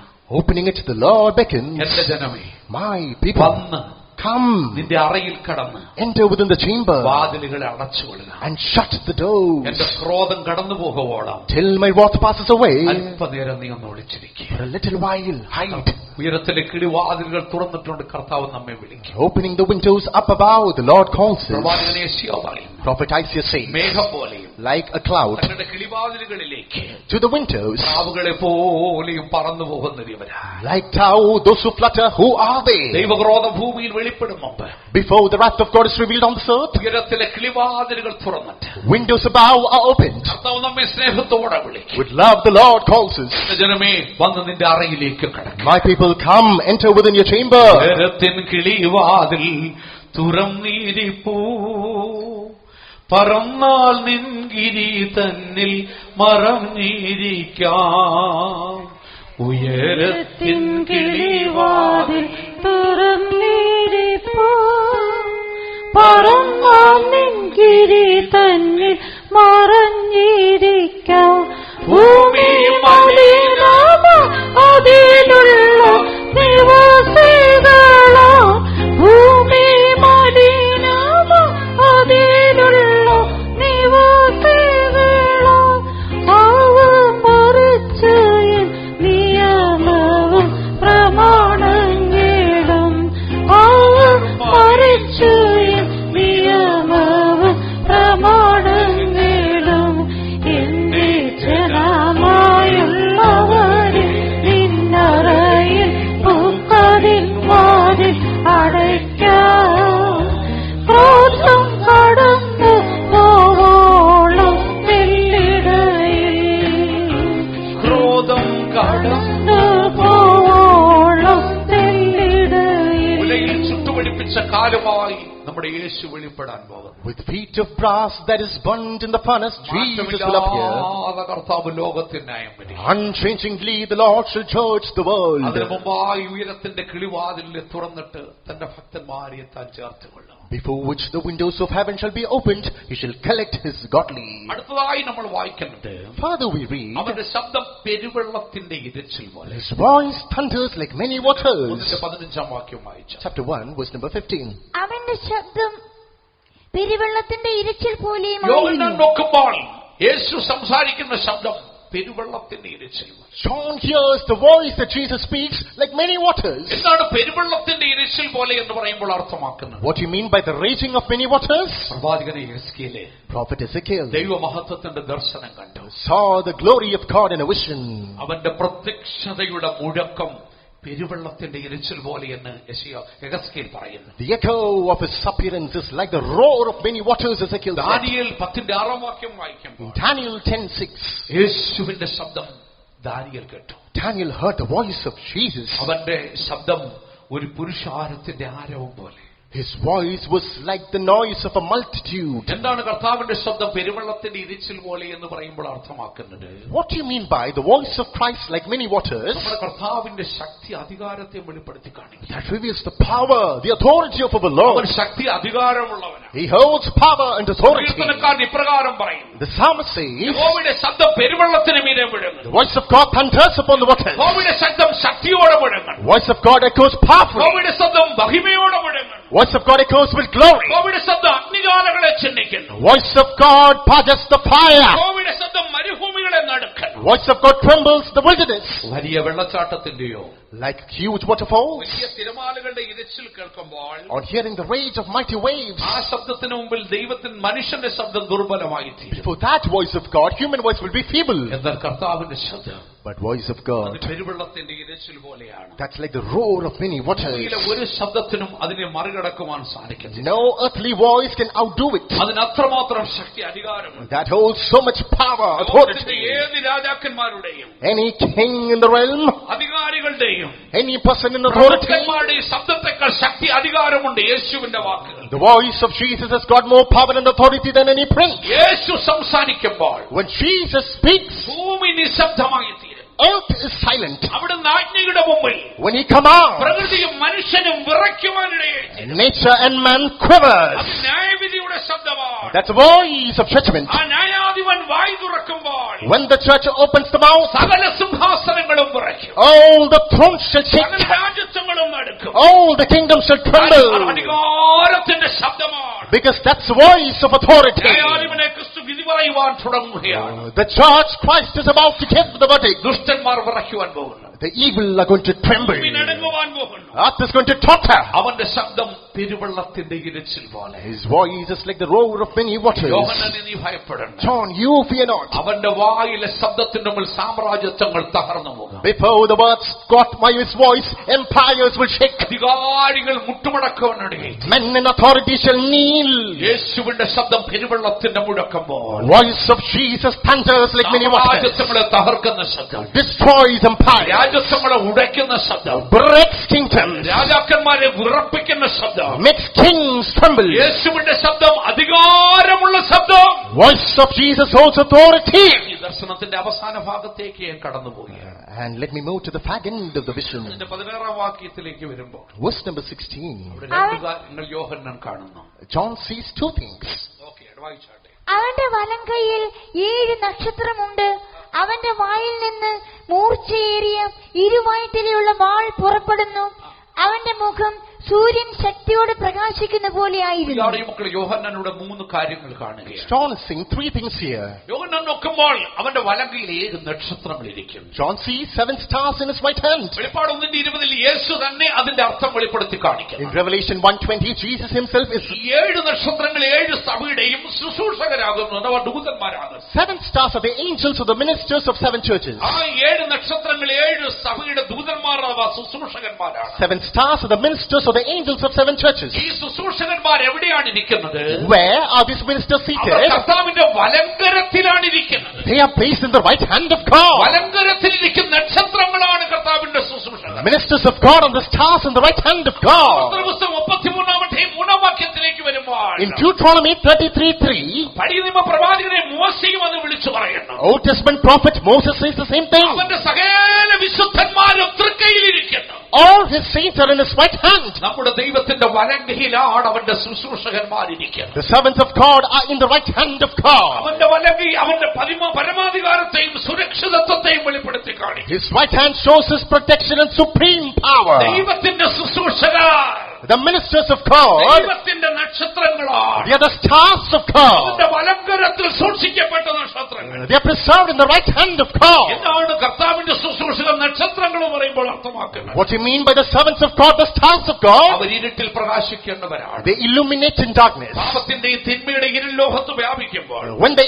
evil and sinful darkness operates in the world, ഇരുൾ ലോകത്തിൽ വ്യാപിക്കുമ്പോൾ, when satanic darkness works in the world, നന്മയുടെ വെളിച്ചം പകരേണ്ടവരാണ് കർത്താവിന്റെ ശുശ്രൂഷകർ. the light of good is emanated by the servants of God. അന്തരീക്ഷത്തിലെ നക്ഷത്രങ്ങളല്ല, They're not just the stars in the atmosphere. ദൈവത്തിന്റെ വലങ്കരത്തിലെ നക്ഷത്രങ്ങളാണ്. They're the stars in the right hand of God. എന്താണ് ദൈവത്തിന്റെ വലങ്കരത്തിലെ നക്ഷത്രങ്ങൾ എന്ന് പറയുമ്പോൾ അർത്ഥമാക്കുന്നത്? What do you mean by the stars in the right hand of God? യോഹന്നാൻ 10:28 വാക്യത്തിലേക്ക് In വരുമ്പോൾ John 10:28, യേശു പറഞ്ഞു, Jesus said, എന്റെ കയ്യിൽ നിന്ന് from my hand അവരെ പിടിച്ചു പറിക്കുവാൻ to snatch them, ആർക്കും സാധിക്കത്തില്ല. no one can do it. എന്റെ കയ്യിൽ നിന്ന് From my hand അവരെ പിടിച്ചു പറിക്കുവാൻ to snatch them, ആർക്കും സാധിക്കത്തില്ല. no one can do it. കർത്താവിന്റെ ശുശ്രൂഷയുടെ ഭാവിയും ജീവനും നിർണ്ണയിക്കുന്നത് The future and the life of the servants of God are determined ലോകത്തിലെ ഒരു മനുഷ്യരുമല്ല, not by any human being on this earth, ലോകത്തിലെ ഒരു രാജ്യത്വമല്ല, no kingdom on this earth, അത് ഡൊമീഷന്റെ കയ്യിലല്ല, not in Domitian's hand, നീറോയുടെ കയ്യിലല്ല, not in the hands of Nero, അത് ദൈവത്തിന്റെ വലങ്കരത്തിൽ വലങ്കരത്തിലാണ് ഇരിക്കുന്നത്. That is in the right hand of God. യെശയ്യാ പ്രവാചകന്റെ പുസ്തകം Isaiah 41-ാം അധ്യായം chapter 41, 1-ാം വാക്യത്തിലേക്ക് വരുമ്പോൾ verse number 10. അവിടെ നമ്മൾ പറയുന്നു, There we read, അവിടെ നിന്റെ നീതിയുള്ള വലങ്ങൾ കൊണ്ട് ഞാൻ നിന്നെ താങ്ങിക്കൊള്ളാം. I will uphold you with my right hand of righteousness. യോഹന്നാനോട് എന്താണ് തേജസ്കരിക്കപ്പെട്ട കർത്താവ് പറയുന്നത്? What is Christ glorified? Tell John. John, നീ എന്റെ കരത്തിലാണ് ഇരിക്കുന്നത്. you are in my hand. എന്തിനു ഭയപ്പെടും? Why are you afraid? നീ എന്റെ വലങ്കരത്തിലിരിക്കും. You are in my right hand. എന്റെ കയ്യിൽ നിന്നെ പിടിച്ചു പറിക്കുവാൻ ആർക്കും സാധിക്കും. No one can pluck you out of my hand. ശരീരത്തെ കൊന്നിട്ട് Killing the body. വേറെ അധികമായി ഒന്നും ചെയ്യാൻ കഴിയാത്തവനെ നിങ്ങൾ ഭയപ്പെടണ്ട. Why do you fear someone who is able to do nothing else? ശരീരത്തെ കൊന്നിട്ട് വേറെ അധികമായി ഒന്നും ചെയ്യാൻ കഴിയാത്തവനെ നിങ്ങൾ ഭയപ്പെടണ്ട. Do not fear anyone who is able to kill you but not doing anything else. ശരീരത്തെയും പ്രാണനെയും ആത്മാവിനെയും നരകത്തെ തള്ളുന്നവനെ മാത്രം ഭയപ്പെട്ടാൽ മതി. Just fear he who is able to kill your body, soul and spirit in hell. അതുകൊണ്ട് യോഹന്നാനേ, നീ ഡൊമീഷനെ ഭയപ്പെടണ്ട. So John, fear not Domitian. നീ എന്റെ വലങ്കരത്തിലാണ് ഇരിക്കുന്നത്. You are in my right hand. അവസാനമായിട്ട് Finally, യോഹന്നാൻ നോക്കുമ്പോൾ John sees അവന്റെ വായിൽ നിന്ന് മൂർച്ചയേറിയൊരു വാൾ പുറപ്പെടുകയാണ്. a sharp two-edged sword proceeds from his mouth. അവന്റെ വായിൽ നിന്ന് മൂർച്ചയേറിയ വാൾ പുറപ്പെടുക എന്ന് പറഞ്ഞാൽ അർത്ഥമാക്കുന്നത്, What do you mean by that sword proceeding from his mouth? വെളിപ്പാട് 19-15 വാക്യത്തിൽ വായിക്കുന്നു, In Revelation 19, verse number ജാതികളെ 16, വെട്ടുവാൻ അവന്റെ വായിൽ നിന്ന് മൂർച്ചയുള്ള വാൾ പുറപ്പെടുന്നു. to slay the heathens, a sharp sword is proceeding from his mouth. വായിൽ നിന്ന് മൂർച്ചയുള്ള വാൾ ജാതികളെ വെട്ടുവാൻ. Sharp sword from his mouth to slay the nations.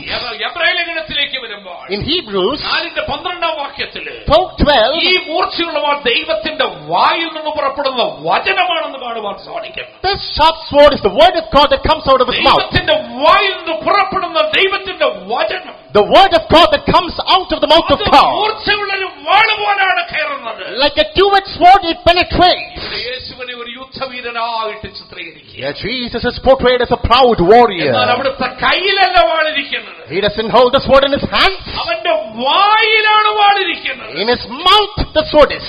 ലോകത്തിലെ രാജാക്കന്മാർ Kings of the earth, കയ്യിലെ വാൾ കൊണ്ട് ശത്രുവിനെ തകർക്കുമ്പോൾ with sword in the hands as they destroy the foe. നമ്മുടെ കർത്താവ് യേശു വീണ്ടും വരും. Our Lord Jesus Christ, തന്റെ വായിലെ സത്യവും നീതിയുമായ വചനങ്ങൾ കൊണ്ട് തകർക്കുവാൻ, with the words of truth and this righteousness from his mouth to destroy തകർക്കുവാൻ, the nations, ദൈവത്തെ അറിയാത്തവരെ തകർക്കുവാൻ, destroy those who doesn't know God, ദൈവമക്കളെ ഉപദ്രവിച്ചവരെ തകർക്കുവാൻ. destroy the persecutors of the people of 2000 God. വർഷങ്ങൾക്ക് മുമ്പ് യേശു ലോകത്തിൽ വന്നു. 2 millennia back, Christ came to the world ഒരു ശാന്തനായിട്ട്, as a calm man, സൗമ്യനായിട്ട്, as meek, താഴ്മയുള്ളവനായി, as humble, പാപമോചനത്തിന്റെ മാർഗവുമായിട്ട് കടന്നു വന്നു. with the way for redemption of sin he came. തന്റെ ഭാവിയിൽ യേശു കടന്നു വരും. Near future, Christ shall അവൻ return ന്യായം വിധിക്കുന്ന to judge with ഒരു righteousness ന്യായകർത്താവായി, as a judge, ഉലകിൽ ചുട്ടുപിടിപ്പിച്ച വെള്ളോട്ടിന് സദൃശമായ കാലുകളോ, with feet like brass in fire, വെള്ളത്തിന്റെ ഇരച്ചിൽ പോലെയുള്ള ശബ്ദമായിട്ട്, അധികാരവുമായിട്ട്, with water, with thunders, with power, with authority, വായിൽ മൂർച്ചയുള്ള വാളുമായിട്ട് with sharp sword in his mouth. യേശു കടന്നു വന്ന് ഈ ലോകത്തെ ന്യായം വിധിക്കും. Jesus shall enter the world to reign and judge it. ഇന്നത്തെ സന്ദേശം അവസാനിപ്പിക്കും മുമ്പ് Before I conclude today's ഈ message, ദർശനത്തിന്റെ അവസാന ഭാഗത്ത് യോഹന്നാൻ കാണുന്നു, in the last part of the vision, John അവന്റെ sees, മുഖം സൂര്യൻ പ്രകാശിക്കുന്നത് പോലെ പ്രകാശിക്കും. oh, his face was shining like a യേശുവിന്റെ sun. മുഖം സൂര്യൻ ശക്തിയോടെ പ്രകാശിക്കുന്നത്. Countenance of Jesus shining like a sun. മരുഭൂമിയിൽ വെച്ച് യേശുവിന്റെ മുഖം സൂര്യനെ പോലെ In പ്രകാശിക്കും. the Mount of Transfiguration, the face of Jesus shined like a Daniel sun. 10-6 വാക്യത്തിൽ നമ്മളത് വായിക്കും. In Daniel 10:6 we read, അവന്റെ മുഖം മിന്നൽ പ്രകാശം പോലെയാകുന്നു. his face was like the light of a lightning. യേശുവിന്റെ മുഖത്തുള്ള തേജസ് The glory in the face of Jesus സൂര്യന്റെ പ്രകാശത്തെക്കാൾ വലുതായിരുന്നു. was more than the light of the sun. വിളിക്കപ്പെടുന്ന സഭയോട് പറയുന്നത്, To the called church, യോഹന്നാനേ, John, വീണ്ടെടുക്കപ്പെട്ട ദൈവമക്കളെ, redeemed people of God, Roman ഭരണാധികാരികളാൽ പീഡനം സഹിച്ചവനാണ്, even I was oppressed by Roman rulers. കൊല്ലപ്പെട്ടവനാണ്.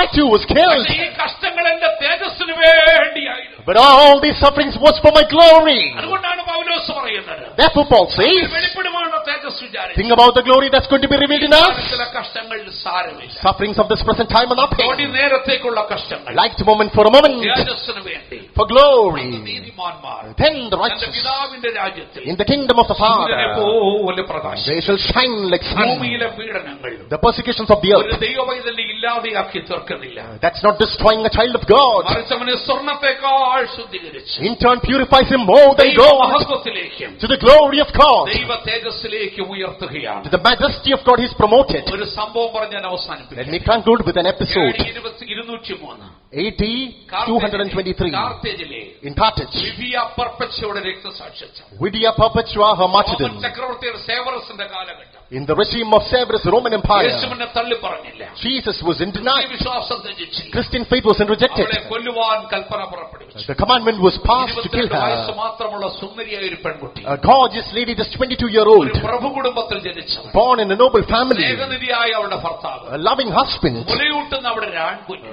breastfeeding man-child, അവിശ്വാസിയായ സ്നേഹനിധിയായ പിതാവ്, unbeliever, loving father. യേശുവിനെ വിശ്വസിച്ചതിന് പേര് മരണശിക്ഷ വിധിച്ചവളെ ജയിലിലടച്ചു. Since she believed in Jesus, she was condemned to death. ജയിലിൽ വെച്ച് അവൾ സ്നാനമേൽക്കുവാനിടയെത്തി. In the prison, she took ഈ baptism. പെർപെച്വയുടെ പിതാവ് The father of Perpetua, ജയിലിൽ സന്ദർശിച്ചിട്ട് പറഞ്ഞു, one day he visited her in the മകളെ, prison. നിന്റെ വിശ്വാസം ഉപേക്ഷിച്ചിട്ട് Daughter, deny your faith. ചക്രവർത്തിക്ക് യാഗവും നേർച്ചയും കഴിക്കും. Do offerings and sacrifices to the emperor. അവൾ അപ്പനെ ഒരു പാത്രം ചൂണ്ടിക്കാണിച്ചു. She showed a vessel to the father. ഇതിന്റെ പേരെന്താണ്? Father, what is it ഇതിന്റെ പേര് called? പാത്രമെന്നല്ലേ? It's called a vessel, right? ആണ് മകളെ. Yes, daughter. എങ്കിൽ എന്റെ പേര് ക്രിസ്ത്യാനി എന്നാണ്. If so, my name is ഈ Christian. പാത്രത്തിന്റെ പേര് മാറ്റാൻ പറ്റാത്തതുപോലെ Just like how the name of the vessel can be എന്റെ പേര് ഒരു changed, നാളും മാറ്റുവാൻ സാധിക്കും. my name can never be changed. ഞാനൊരു ദൈവത്തിന്റെ പൈതലാണ്. I'm a child of ഞാനൊരു God. ക്രിസ്ത്യാനിയാണ്. I'm a അവളുടെ Christian. കുഞ്ഞിന്റെ കരച്ചിലിനോ, The cry of her children, പിതാവിന്റെ നിർബന്ധത്തിനോ, the constrainment of a father, പിതാവിന്റെ സ്നേഹത്തിനോ the love of a husband, അവളെ തകർത്തുവാൻ കഴിഞ്ഞില്ല. wasn't able to crumble her. വിശ്വാസത്തിൽ ഉറച്ചു നിന്നു. She stood steadfast in faith. അവളുടെ മരണത്തിന് തൊട്ടുമുമ്പുള്ള ദിവസം Day before her death, അവളൊരു ദർശനം കണ്ടു. she saw a vision. സ്വർഗത്തോളം എത്തുന്ന ഒരു സ്വർണ്ണക്കോവേണി. A golden ladder right up to heaven. കോവേണിയുടെ ഇരുവശങ്ങളും ആയുധങ്ങൾ ഇങ്ങനെ തൂക്കിട്ടിരിക്കുക. On both sides, weapons are hung.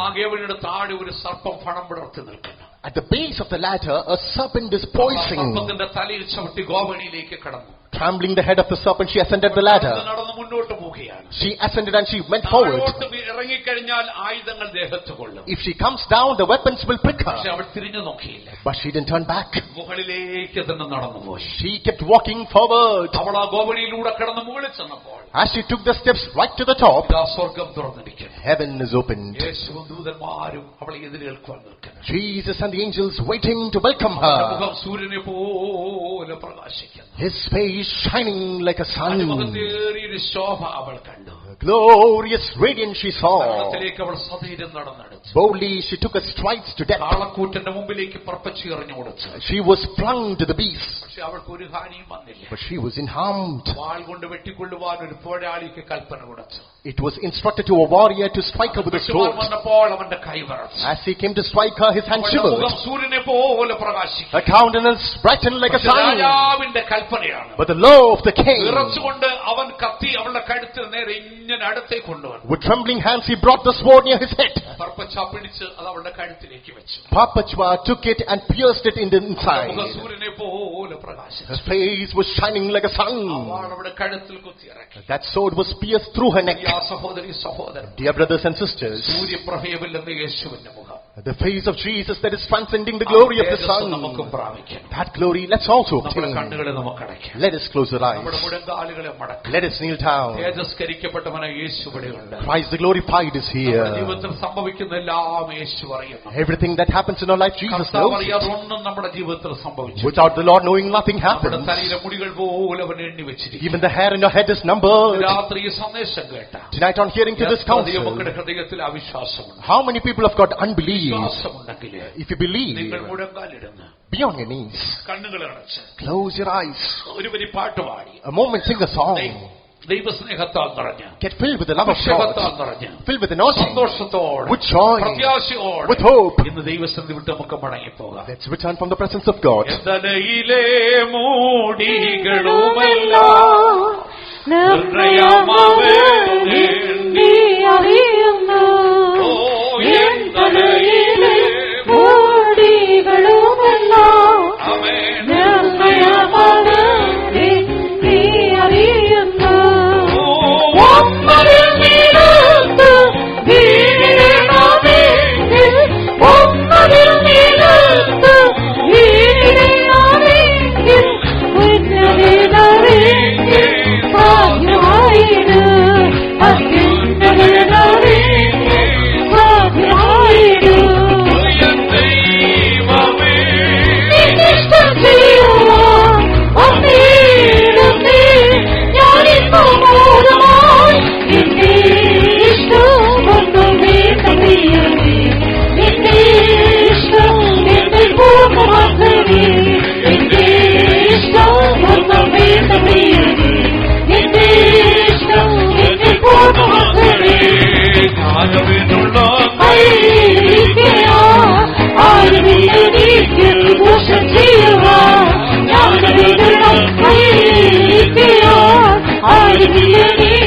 ദോഷം ചെയ്യുവാൻ ഇന്നെനിക്ക് വന്നു വീടുന്നതല്ലോ, ഇന്നെനിക്ക് വന്നു വീടുന്നതല്ലോ.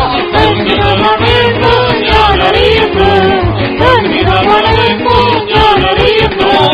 ദൈവമേ നിന്റെ സജീവം വന്നിടുന്നേ ഞാൻ ഓടുമോ. നിന്റെ ഇഷ്ടം എന്നെ പൂർണ്ണ മക്കളെ, നിന്റെ ഇഷ്ടം എന്നെ വേണ്ട പ്രിയമേ, നിന്റെ ഇഷ്ടം എന്നെ പൂർണ്ണ മക്കളെ. ദൈവമേ നിന്റെ സജീവം വന്നിടുന്നേ ഞാൻ ഓടുമോ. നിന്റെ ഇഷ്ടം എന്നെ വേണ്ട പ്രിയമേ, നിന്റെ ഇഷ്ടം എന്നെ പൂർണ്ണ മക്കളെ, നിന്റെ ഇഷ്ടം എന്നെ വേണ്ട പ്രിയമേ, നിന്റെ ഇഷ്ടം എന്നെ പൂർണ്ണ മക്കളെ. ദൈവമേ നിന്റെ സജീവം വന്നിടുന്നേ ഞാൻ ഓടുമോ. നിന്റെ ഇഷ്ടം എന്നെ വേണ്ട പ്രിയമേ, നിന്റെ ഇഷ്ടം എന്നെ പൂർണ്ണ മക്കളെ, നിന്റെ ഇഷ്ടം എന്നെ വേണ്ട പ്രിയമേ, നിന്റെ ഇഷ്ടം എന്നെ പൂർണ്ണ മക്കളെ, നിന്റെ ഇഷ്ടം എന്നെ വേണ്ട പ്രിയമേ, നിന്റെ ഇഷ്ടം എന്നെ പൂർണ്ണ മക്കളെ, നിന്റെ ഇഷ്ടം എന്നെ വേണ്ട പ്രിയമേ, നിന്റെ ഇഷ്ടം എന്നെ പൂർണ്ണ മക്കളെ, നിന്റെ ഇഷ്ടം എന്നെ വേണ്ട പ്രിയമേ, നിന്റെ ഇഷ്ടം എന്നെ പൂർണ്ണ മക്കളെ.